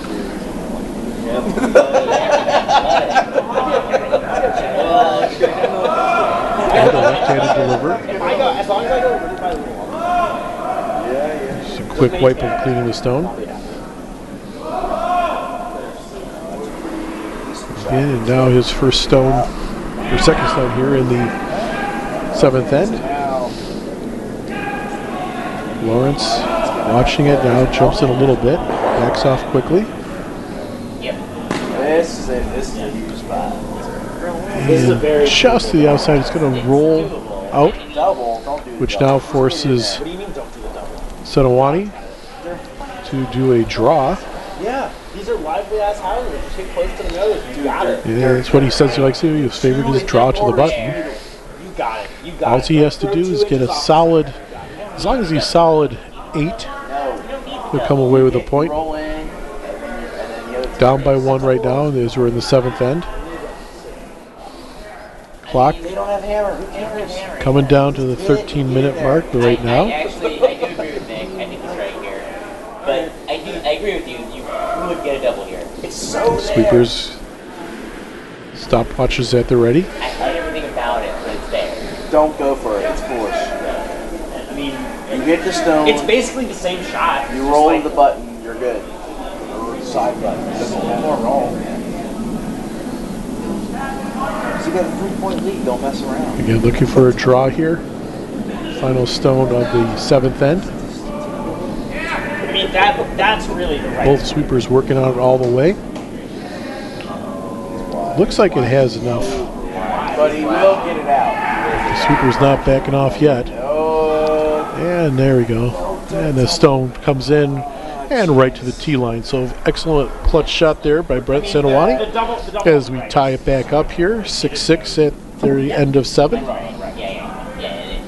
Great matchup here between, again, Sentiwany coming into this game, 3-0 record, up against Scimia. This is their final game, as I mentioned before, in round-robin play in Pool B. Currently sitting with a 2-2 record. It's not super. It's not super. Tomorrow morning, action starts up again at 8 o'clock here at the club. Quite a few games in Pool A will be taking place then. I don't have the exact schedule in front of me, but again, looking at the standings as of right now here in Pool B, Sentiwany with a 3-0 record, Weber sitting in second with a 3-1 record, Scimia with a 2-2 record, Petrov playing on the sheet D to my immediate right. They have a record of 1-1. Dauernheim, who they're playing, currently with a 0-2 record, and Messing at the bottom right now in Pool B with an 0-3 record. Over in Pool A, Guzman currently with a 3-0 record. Holtzjan and Calabrese both have 3-1 records.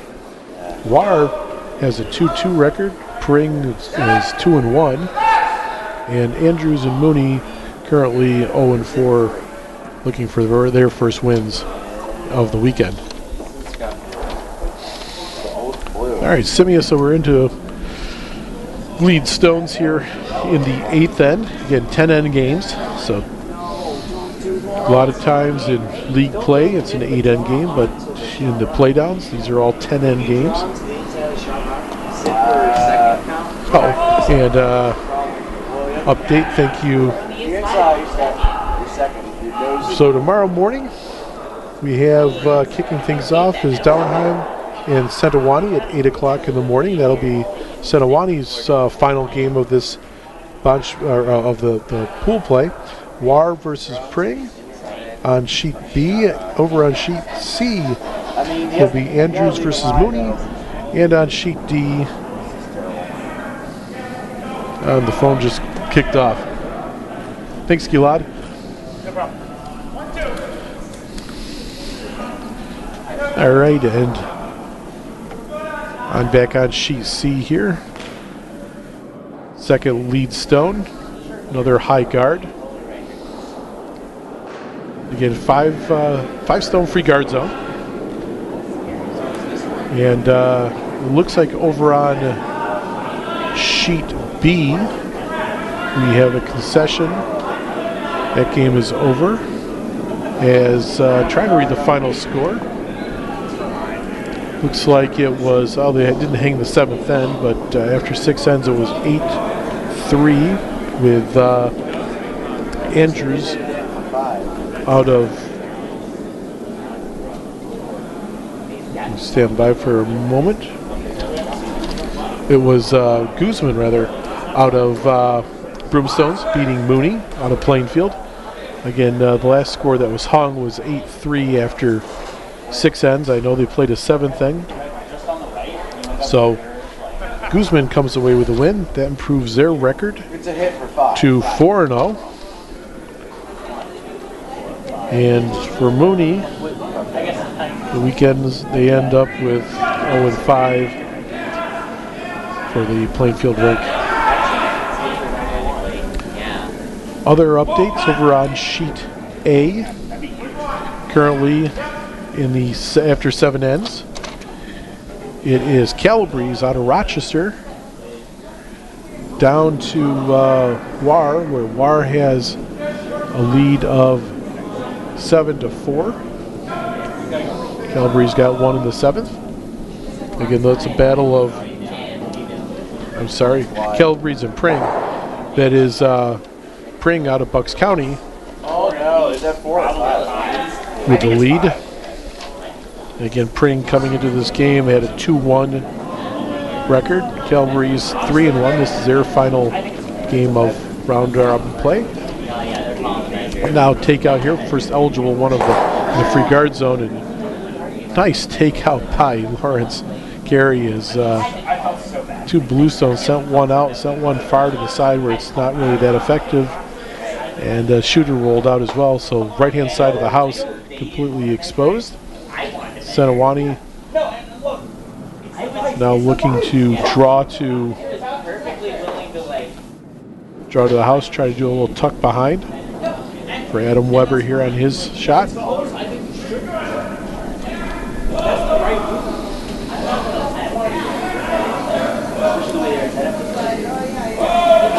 a bit of a path right there through these guards. And this stone might have the eyes to make it through.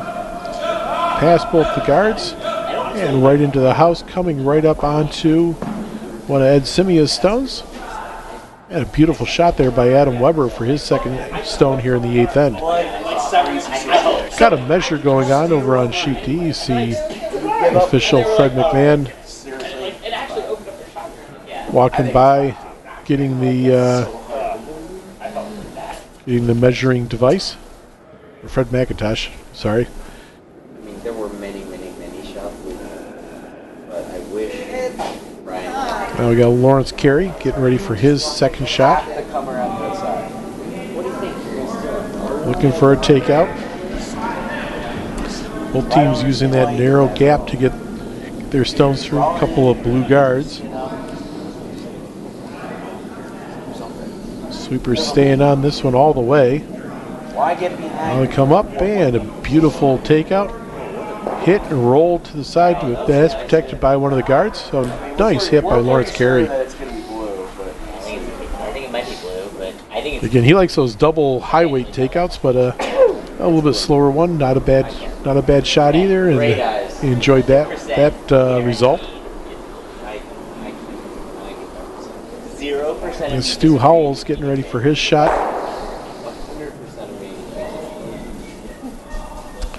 Stu again mentioned he's a native of Amherst, just outside of Buffalo.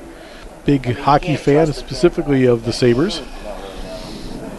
They got a big game tomorrow playing the Philadelphia Flyers.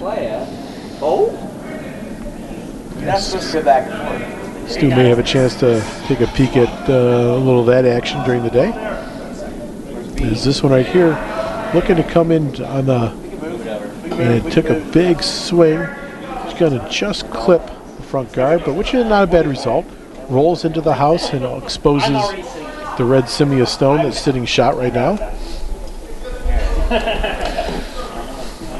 Stu with a bit of a disappointed look on his face after that one, but not a bad result. Dave Bykowski now getting ready to do the takeout here. Measure, guys. Double measure? This is a double measure. He's doing it again. Still a measure going on over on D. He's doing it again. That's what a double measure is. It's like that close. Fred really making sure he gets this right.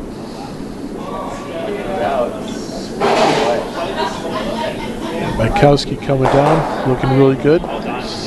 Sweepers being told to stay off. And comes in with a nice nose hit.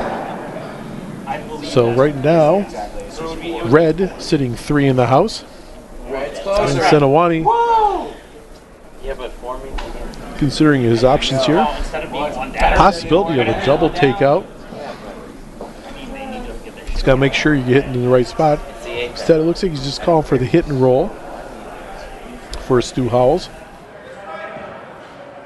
And again, he's not, takeouts aren't really his specialty. He likes that draw to the button. And again,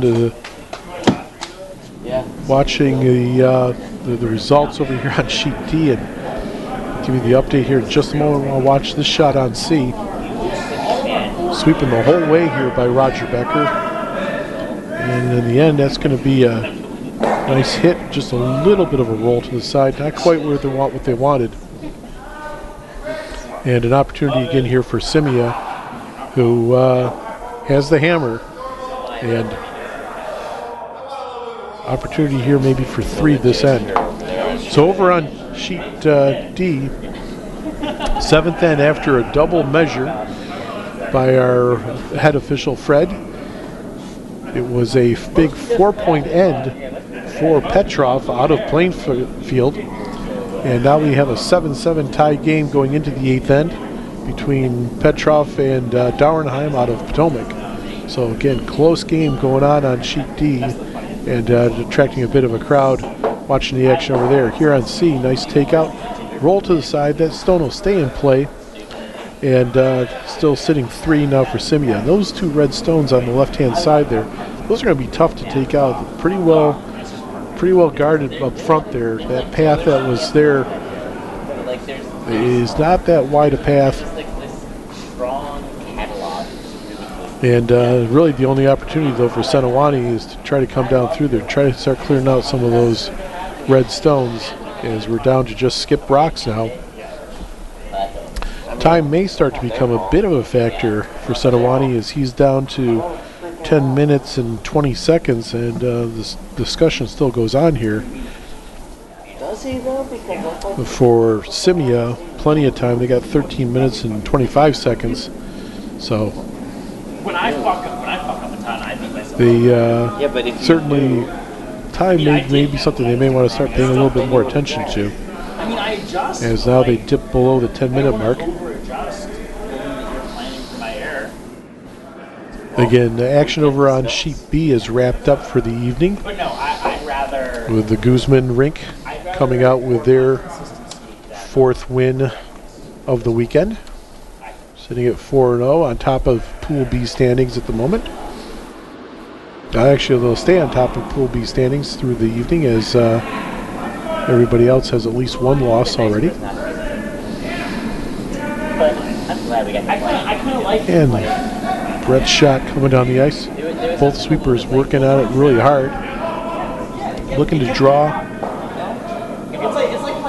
Now they're being called off and swinging in. A crowd gathers to try to watch, and just a bit of a hit. A little harder than they wanted. Got a little bit of separation, and another opportunity for Scimia.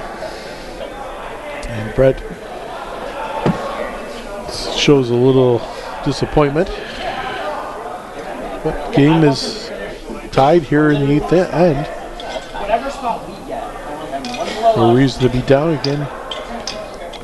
Big thing is to, like both teams said, communication and keeping each other up. Big part of their games, especially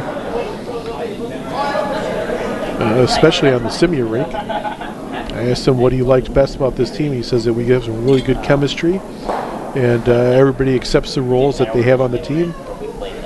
They all work as cheerleaders and lift each other up.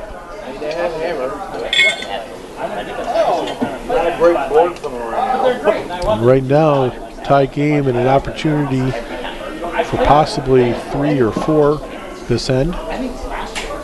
This could be a really key end in the next few stones here to determine the outcome of this one.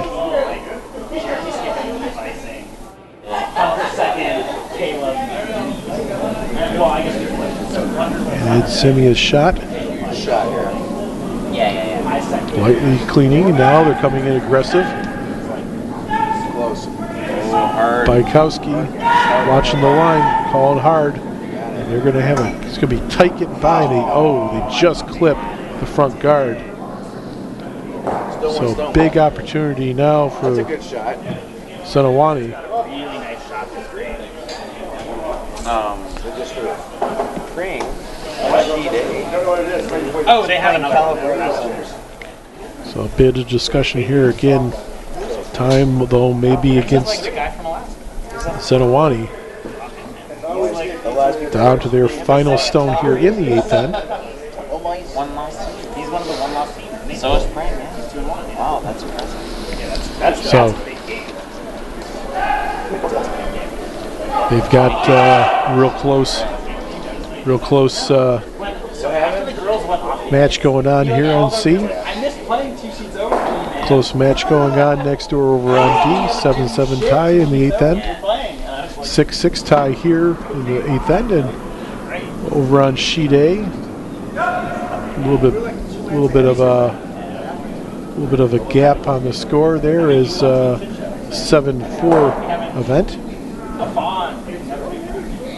What is And here we go. Final stone in the 8th end for blue. Albany rink, skipped by Brent Sentiwany. Sweepers watching, waiting for the call from Stu Howells. Now he calls him on and quickly back off. Watching the speed. Right now this stone looks like it's going to come back. And it's going to be just behind the tee line in the 4. So a nice split in the 4-foot. And something a few moments ago looked like it was going to be possibly a 3, maybe even 4-point end for Scimia. Now is turning into, looks like maybe 1 at best. Pretty even stones. Very, very tough to get any kind of a double. He had those like those business cards that are like you parked like shit, like what the fuck. And he left one. Bykowski's been told where to place the broom. And now we'll see if Ed Scimia can deliver on the shot. Again, 8th end. Tie game here. Both teams still have their timeouts. Has the biggest parking spots in the world. Like, they're massive. If you can't fit your car, what would we even list that? Like, you need to drive it. You know, like there's parking spots like gigantic. Scimia down to just over 11 minutes left on their timer. Sentiwany just under 8.5. You can fit that 150 in like a spot. Quick light clean.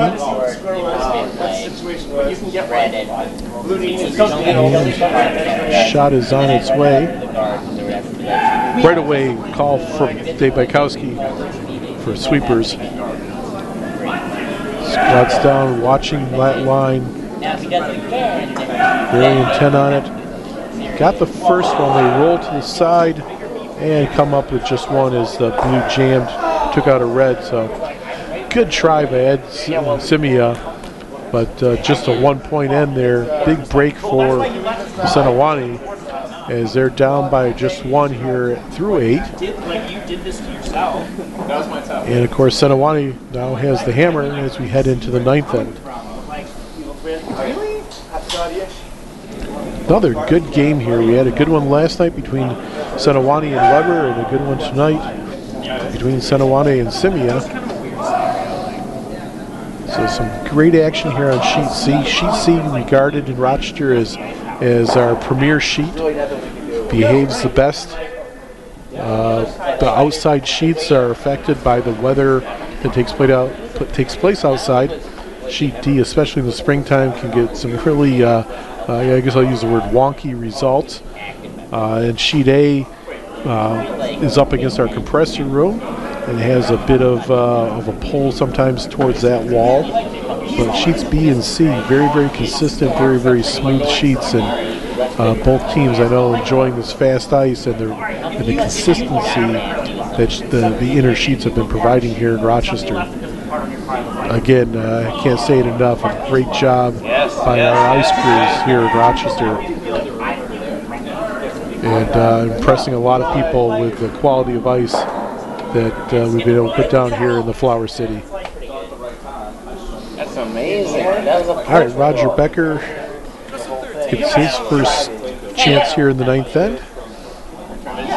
The person that got offended by the card. Eric Sebastian had a nice corner guard, and Becker looking to do the same thing and just on the opposite side. It does, but at the same time. Zone coming down. That's going to carry, it looks like right now, it looks like it may carry into the house. Exactly. No, you're right. You're right. That's exactly. I'm getting a good sign back from Stu Howells, and You're totally right. comes to rest just in zone 3. I like Brandon. So slowed down at the right time. He just decided that he wasn't going to admit he was wrong. That's it. And Eric Sebastian now with his second opportunity here in the 9th end.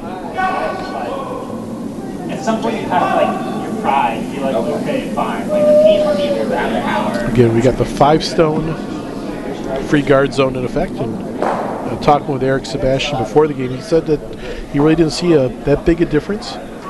That the 5-stone really makes in during the course of the play in the games versus the 4-stone that had been in effect for several years.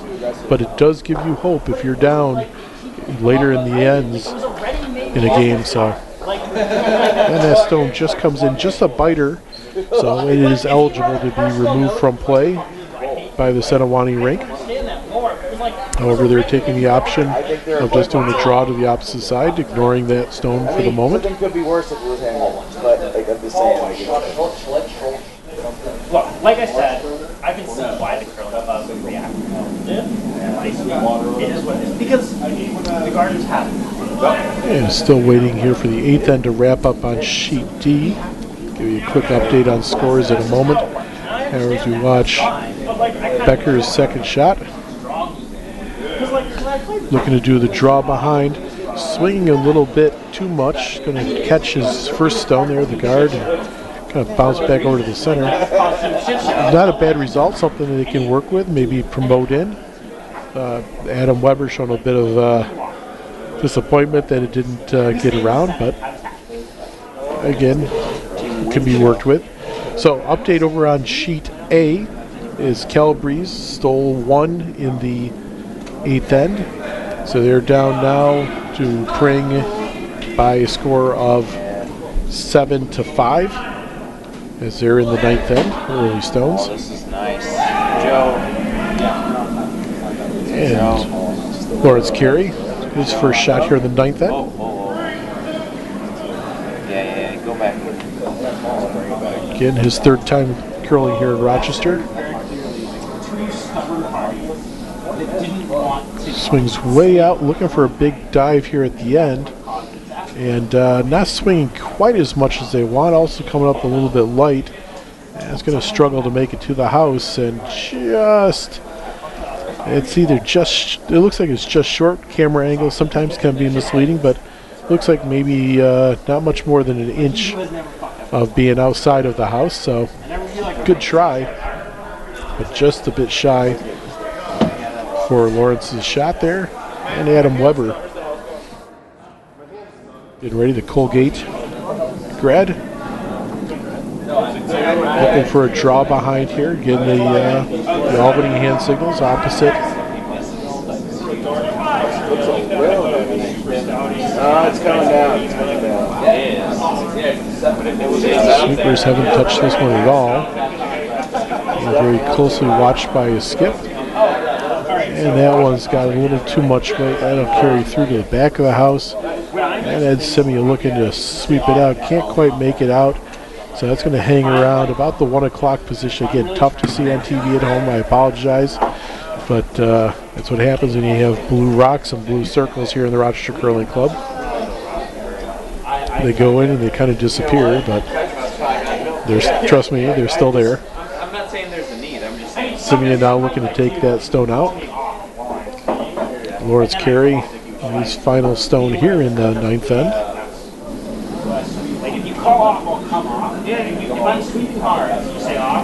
Quick glance at the stopwatch, and the sweepers are on it. Scimia giving instructions to his sweepers. Yeah, I think in fact there's times That stone is swinging just a little too much. It'll wreck on one of the guards and promotes one of the stones, and the other two look like they're just outside of the house. A biter bar may come into effect if they're still there and are of consequence at the end of this end. However, that blue stone in the back right now, from the angle I'm looking at, I believe that one is shot. Looks like it's just into the 12-foot from the 8-foot. You gotta get there, gotta get there. Here, folks in the background rooting on some sweepers over here on sheet D. That would be for the Dauernheim rink out of Potomac. I think they gave up a steal, right? And the team rooting them on is Weber, also out of Potomac. So That's a really shitty place to win the steal. Yeah, because you lost a all right, an opportunity here for Adam Weber. He's looking to try to come through, do a takeout, lining up real nice, and looks like it's going to be a nice opportunity here for a double takeout. Nose hit, one will spill out, the other one is just going to come over into the center of the 8-foot, and now that red stone is shot. And quickly, Scimia is looking to get in there and protect that. And he had 1 point lead here in the 9th. Oh, okay. That's less bad. Okay. I mean, it's still not great. You really should work. Quick update from over on sheet D. I believe that Petrov from Plainfield with a steal here in the 8th end. They're a little bit behind. Again, they had that measure. And right now, Petrov, Plainfield up 8-7 over Dauernheim out of Potomac as they're getting ready to begin the 9th end over there. We're well into the 9th end as we're into Vice Rocks here on sheet C. Scimia's Vice, Dave Bykowski, looking to put up a guard. Needs a big swing here, possibly a little bit of a tick, although the swing is developing right now nicely on its own. Now we need them to win. A quick swing and right into the other Scimia stones. Beautiful, beautiful stone there by Bykowski. Great patience by Ed Scimia, waiting for the swing to develop. And with that all said, now Brett Sentiwany saying, let's go ahead and take those right out. Famous words again in curling. Great shot, take it out.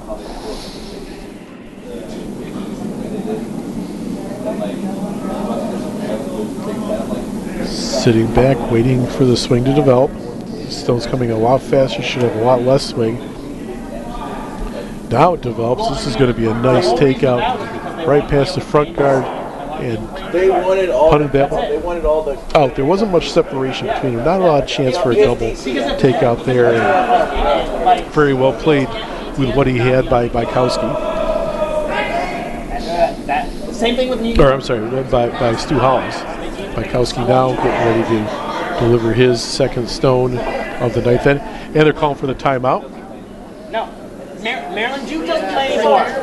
God damn it! Oh, I want Kings against Duke. I want to beat Duke. God damn Big it! Ten rivalry, Rutgers. Yeah. All right, so first timeout taken here in the I mean, like, the only team we game this evening, taken by the Scimia rink. So they're allowed, because it is on the away end, there is time allowed for a coach to go down and consult with them. In this case, there are no coaches here. And then once the coach travel time has expired, they would have 1 minute of discussion time. So it works out beneficial for the teams that the timeout's a little bit more than the 1 minute. And a good discussion going on. Right now their time is exactly at 9 minutes. Sentiwany down to just under 6.5, 6:27 to be precise at the moment.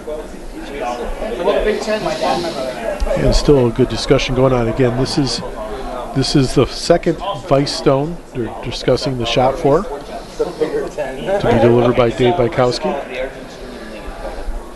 First of all, wrong. And remember, one of the things that this team said that they felt was a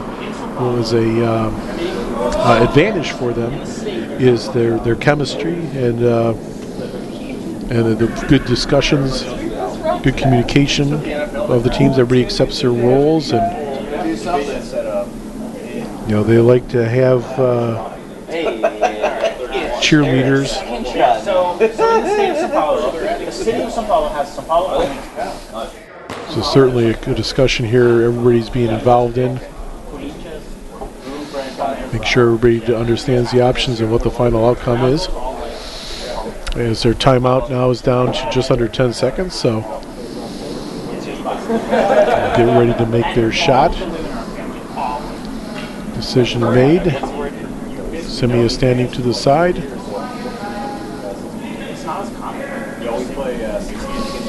And Bykowski, quick clean of the stone.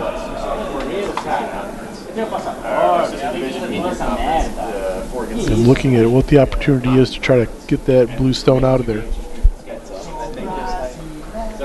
And you're guaranteed to play every team every 8 years. You're gonna, All right, stone on its way.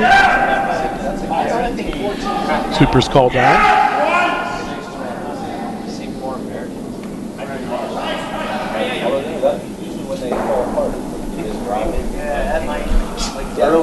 Sweeper has stayed out the whole way. Now they finally lift just before the hog line. As the stone comes up maybe a little bit lighter. I don't think that was what the call was, as it just comes to a guard on the just off the center line. And an opportunity here for Sentiwany as they have their final vice stone. Again, they may need to be looking at the clock here, thinking about the use of their timeout. Coming down to 6 minutes. Still have another full end to get through, plus 3 stones in this end. The front end, looking over at the monitors out on the ice. Monitors a great addition here a few years ago. With and there's their calling for their timeout now.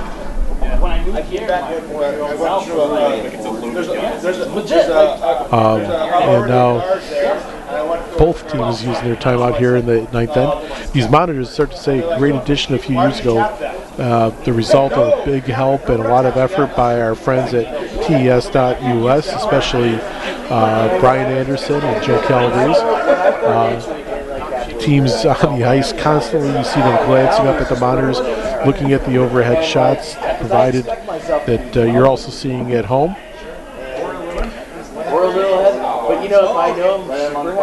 Definitely a great addition and appreciated by everyone, not only during league play,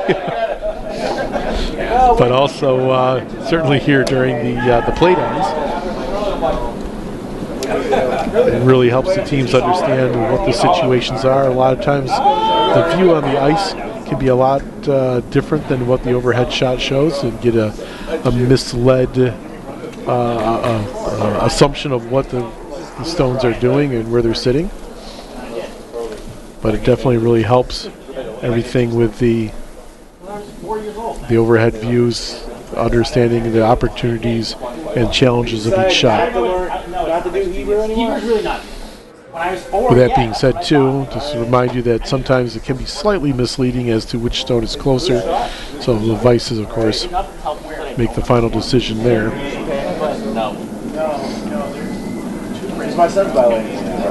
And the discussion continues on here with the Sentiwany rink, as their timeout now is down to its final 23 seconds.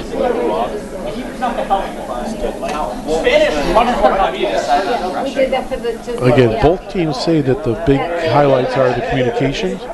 Both feel like they have really good team chemistries. Well, he goes to a Russian daycare and they speak Russian. So, all right, timeout now has expired. They're back on their time clicking down as they're approaching a 5-minute and 30-second time limit. And then you're 10, 12 And actually, when you all right, Stu Howells, he's got his instruction. Brett's got the room at the ready, and sweepers are on their way. Definitely a takeout approach here. Looks like maybe a promote takeout. One sweeper. It's actually a decent spot. And an overhead hit. Cleared a bunch of stuff out. And tough to say, but it looks like Scimia is still sitting shot. However, a wide path opens to the left-hand side of the center line here. Actually, Scimia just walked right through that path. Looking at where we can draw into now as both teams again. Both timeouts are used. Scimia with plenty of time left on the clock as they're at just over 18 minutes. Sentiwany also, they're still in good shape. They have 5 minutes and 19 seconds left. But again, we still have all 4 skip stones to get through, plus the entire 10th end. Again, 9th end here. Actually, 9th end also over on sheet A and on sheet D. It is over on sheet A, getting into first skip rocks. Pretty much the same pace that we are on over here on sheet C. And Ed Scimia now ready for his first shot here in the 9th end. 1 point lead. Really, as I mentioned, for a playoff opportunity, looking for a win here. That would get their record up to 3-2 and put them in the hunt. A loss would drop them to 2-3, and for all intents and purposes, they would be eliminated.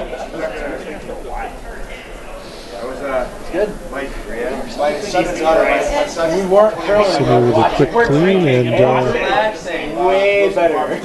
begins his slide.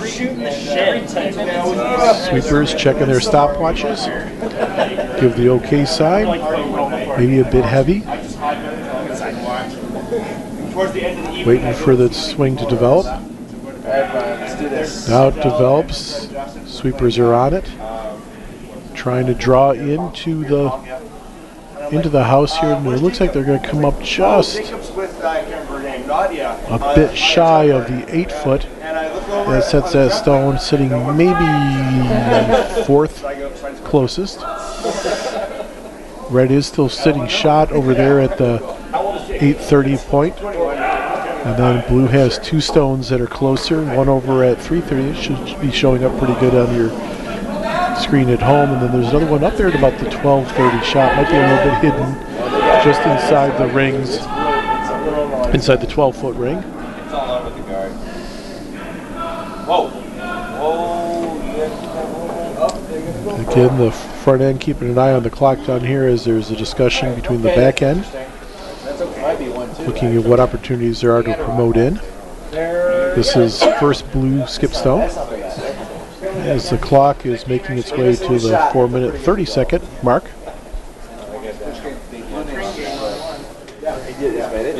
Look, you can make every shot. Brett coming back. This is a long. Couple quick words to describe the shot. Adam studying it on the overhead cam there. And quick clean as the clock now winding down to the 4-minute mark. Run back angle. Yes, of course. Amazing. Because why would you? And stone is released. Quickly on it is Adam Weber.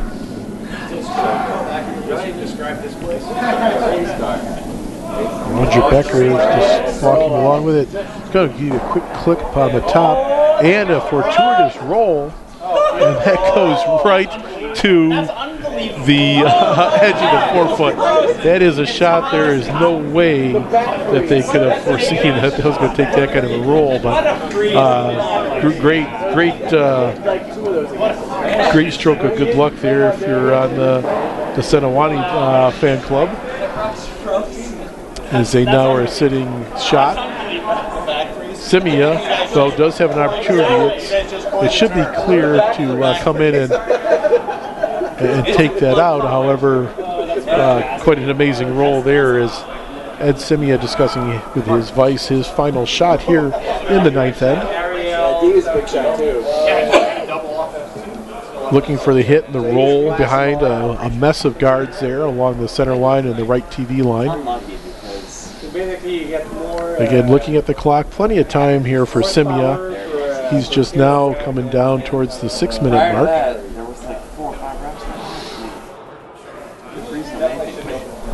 Take out and a roll sitting there as an opportunity. Get the bark out of the house.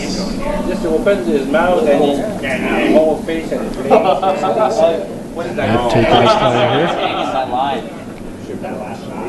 And he gets his slide. Then take out the sweeper's not concerned about the stopwatches. All about the line here and the hit, where the hit is and where the roll goes to. Coming in, it's going to be, it's swung a little bit more. They couldn't quite hold the line, and a miss for Ed. You can see his frustration there. That was his final stone here in the 9th end. And now an opportunity for Sentiwany to come in and take a second. So again, another close game here tonight on Sheet C. Some great action here from the GNCC Club Playdowns. As again, discussion taking place. Time has got to start being a consideration here for them, though, as they're done now under 3.5 minutes to play. So they're going to have to definitely speed things up here in the 10th end, or they will run out of time. And when you run out of time, you're basically out of opportunities to throw stones. So. What do you mean? What are they doing this for? It's a shot for 4 pulleys. He's got to curl a bunch. So an opportunity here for 4, possibly 5, depending on where the shot stone goes. This is huge.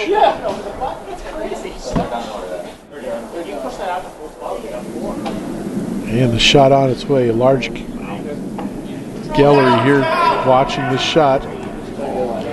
And here, sweepers, single sweeper, still all the way. Oh, that curl. Oh, and this is going to turn into a huge disaster. As it's nice roll to the center, but that's just for 1. That could have been for a lot more. So, going into the 10th end, tie game, and Brett doesn't even look up. He's keeping his head down. Shows his frustration with his broom, and knows that a big opportunity was didn't come to fruition there. Scimia with a bit of relief on his face. So here we go into the 10th end, 7-7 tie,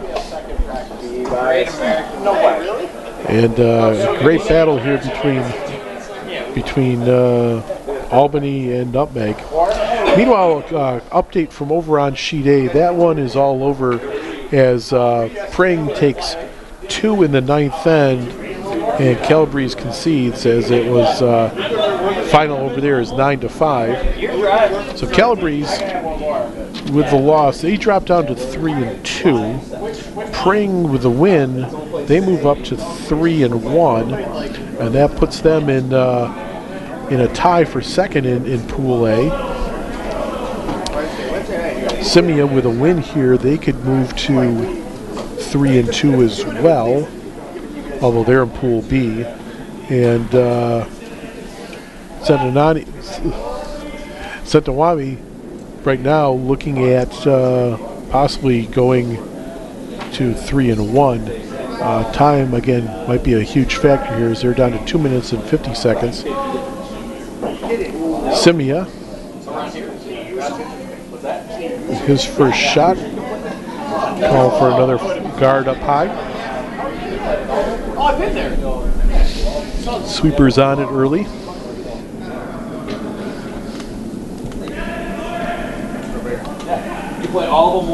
And not sure what the thinking was there. That was a takeout. Free guard zone fully in effect here. That's only the second stone of this end.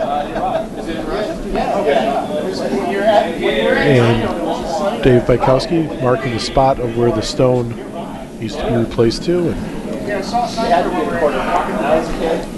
now Brett Sentiwany calling his second shot. I have to be moving along here at a fairly quick pace. Quick update on the other score, or other game that's going on. Over on sheet D, as they head into the 10th end, score is 9-8. As in the lead now is Petrov from Plainfield.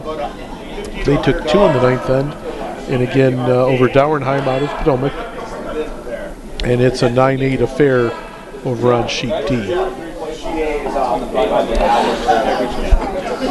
All right, so now 2 center line guards for Sentiwany. As Roger Becker completes his second shot here in the 10th end. Now for Scimia, looking to try to move those guards around, I believe. And missed the calls, watching some of the action over here on sheet D.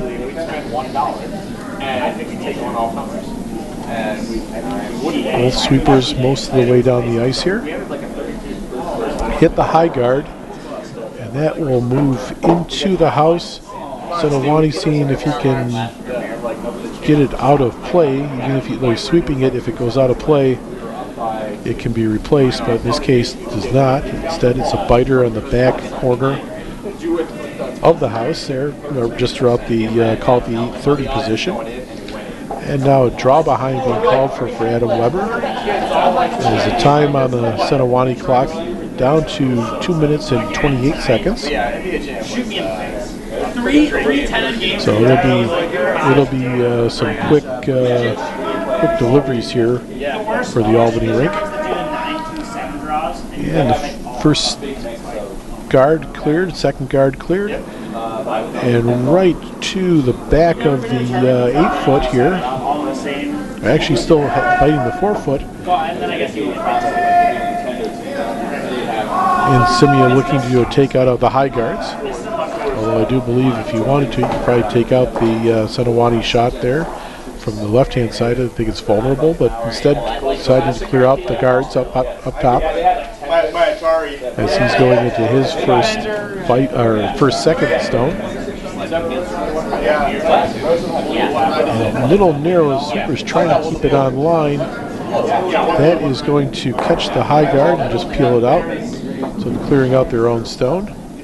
Again, allowed because that was the 6 stone, plus it is their own stone, so even if the 5 guard, free guard, 5 stone free guard was still in effect, you can always take out your own stone, not a violation. It's only your opponent's stone that comes to play with that. And now Adam Weber with his second stone here in the 10th end. Quick glance at the time shows that there's 2 minutes and 20 seconds left. So now with some expeditious play, they should be okay. A lot of discussion going on to my right between the Potomac rink here in the warm room and the Potomac rink out on the ice.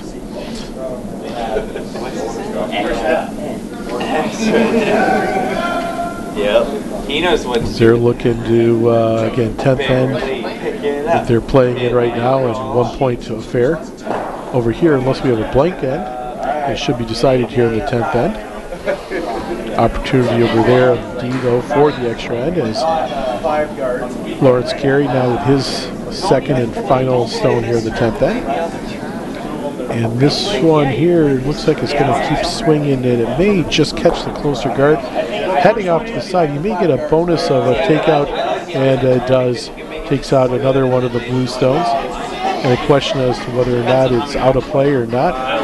If it hit the edge, I don't believe it did. I think it's going to stay there. However, it's in a position where it's not quite touching. I'm not sure if you can see it on the home camera, but just off of the house at the 8:30 spot.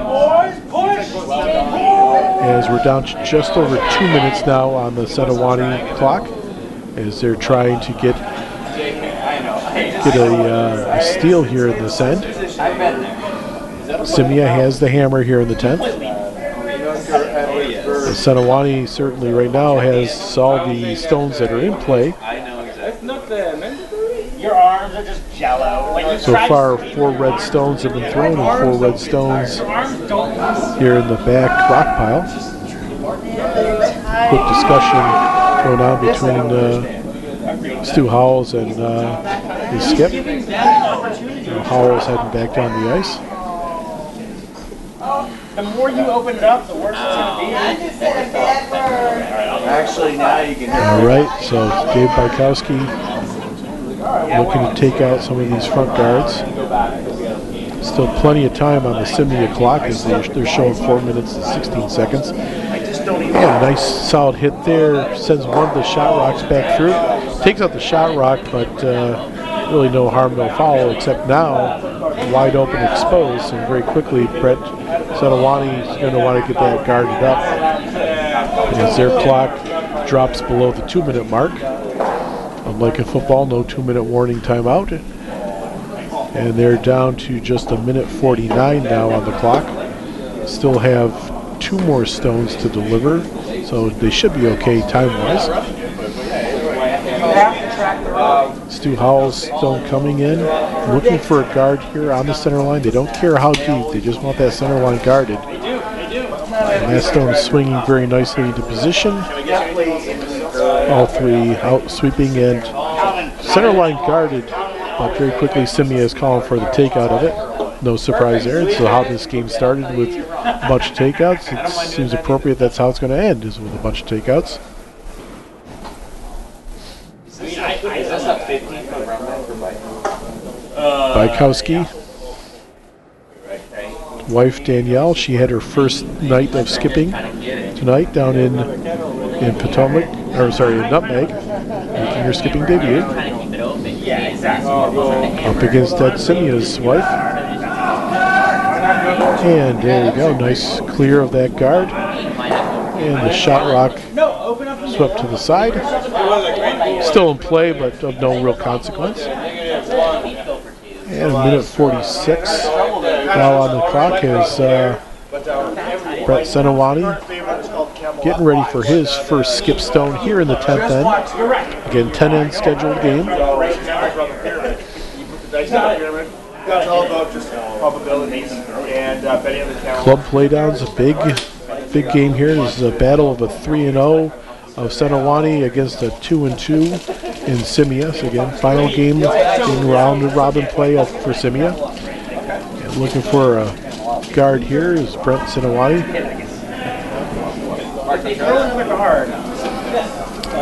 Needs to swing back into place. Again, depth doesn't matter. It's all about side-to-side position. They want that center line guard. Sweepers have got it over the hog line, no problem there. Now can they drag it and bring it over to the center line? And excellent job. Nice shot, good call all around by the Sentiwany rink out of Albany. Brent Sentiwany, the Boston Spa native, comes through with that shot. Again, this is their second club play down as a team. They've been together for, most of them together for 4 or 5 years. Just I believe it was the lead, Roger Becker, was the newer one to the team. Yes, sweep it. Sweep it. You're hearing some calls in the background for folks watching the game over on Sheet D as they're down into final 2 stones over there. Oh, it's not enough power. All the expansion. Time out on D. Some of them are right. Well, It's cover, right? Time out on D. Oh, Nutmeg is actually really good. Might not top 8. So we've got here on Sheet A. Just letting the officials know. The Ed Scimia getting ready for his first skip stone here. Again, he has the hammer here in the 10th end. Look at the shot. It's coming Looking at a takeout. Yeah, I guess that's what he's doing. Yeah, but he's playing a halfway roll on a 12. Still plenty of time on their clock, 2 minutes and 20 seconds.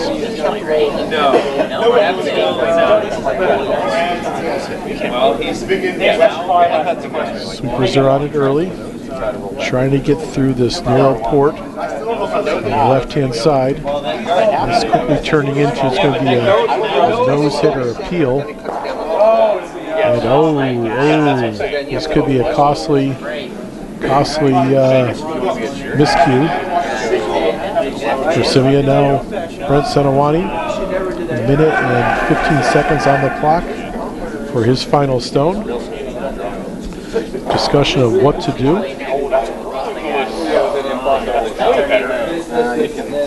I'm looking to put a guard up front, try to protect.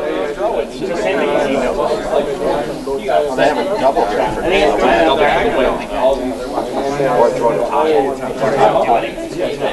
Put a protection on there to take away the promote opportunity at the same time. Asking an awful lot of this final stone in the 10th end here. And the entire crowd gathered around these two sheets, C and D. Again, A and B, though they're off the ice already, and 2 close games going on here on the right-hand sheets in the Rochester Curling Club. Clock down now to 19 seconds.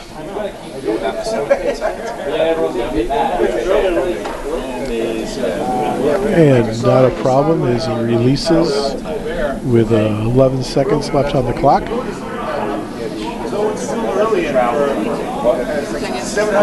Coming in a little bit hotter than I think they were looking for.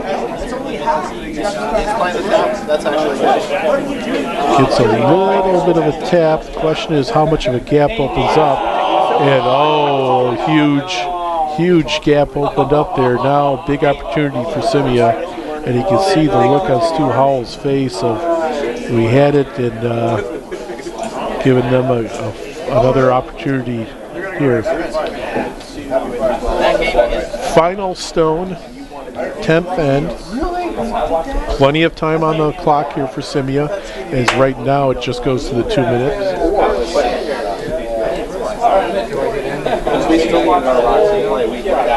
I'd love to know what his heart rate is right now, looking at this. Dave Bykowski's got the broom down. Looking for the hit. You need to do the hit and you need to stick around. There's a second blue stone. Got to make sure that when you take out the first one that you don't roll too much. Both stones are behind the tee line, but the big thing now is where does that stone end up? Bang, bang, bang, bang, bang. And over on sheet D, we're going to an extra end as they're tied at 9 after 10. Now here on sheet C, here we go. Big sweeping call. Bykowski watching very carefully, makes it through the hole, it comes in and a nose hit and a beautiful shot ends up on the button. How sweet's that for the win as Scimia comes away with a big win here to finish up in the round robin play with a record of 3-2. And with that, Sentiwany takes their first loss in round robin play this weekend as they drop to 3-1.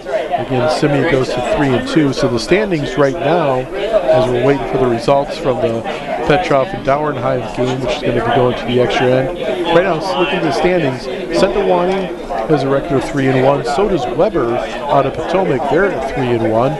Scimia is 3-2. And then it's Petrov and Dauernheim. Petrov right now 1-1. Dauernheim is 0-2. But again, we're going to an extra end here on sheet D. And then rounding out Pool B is Messing with a record of 0-3. Well, folks, since we can't show you the action on sheet D and just listen to me try to call it over there is going to be less than scintillating, we're going to wrap up our broadcast here from TSN.US from the Rochester Curling Club. So tomorrow morning, the action gets underway again, 8 o'clock. The live stream will be on. I don't know if there will be any announcers. But I know later in the day, I believe Jason Scott is going to be calling one of the midday games for us, and look forward to hearing him calling the action.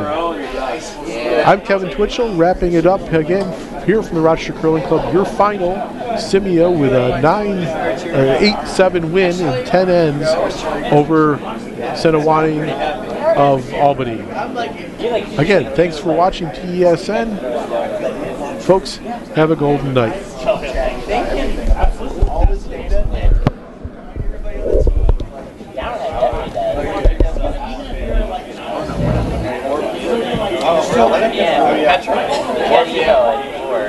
Hopefully he plays about 3 games.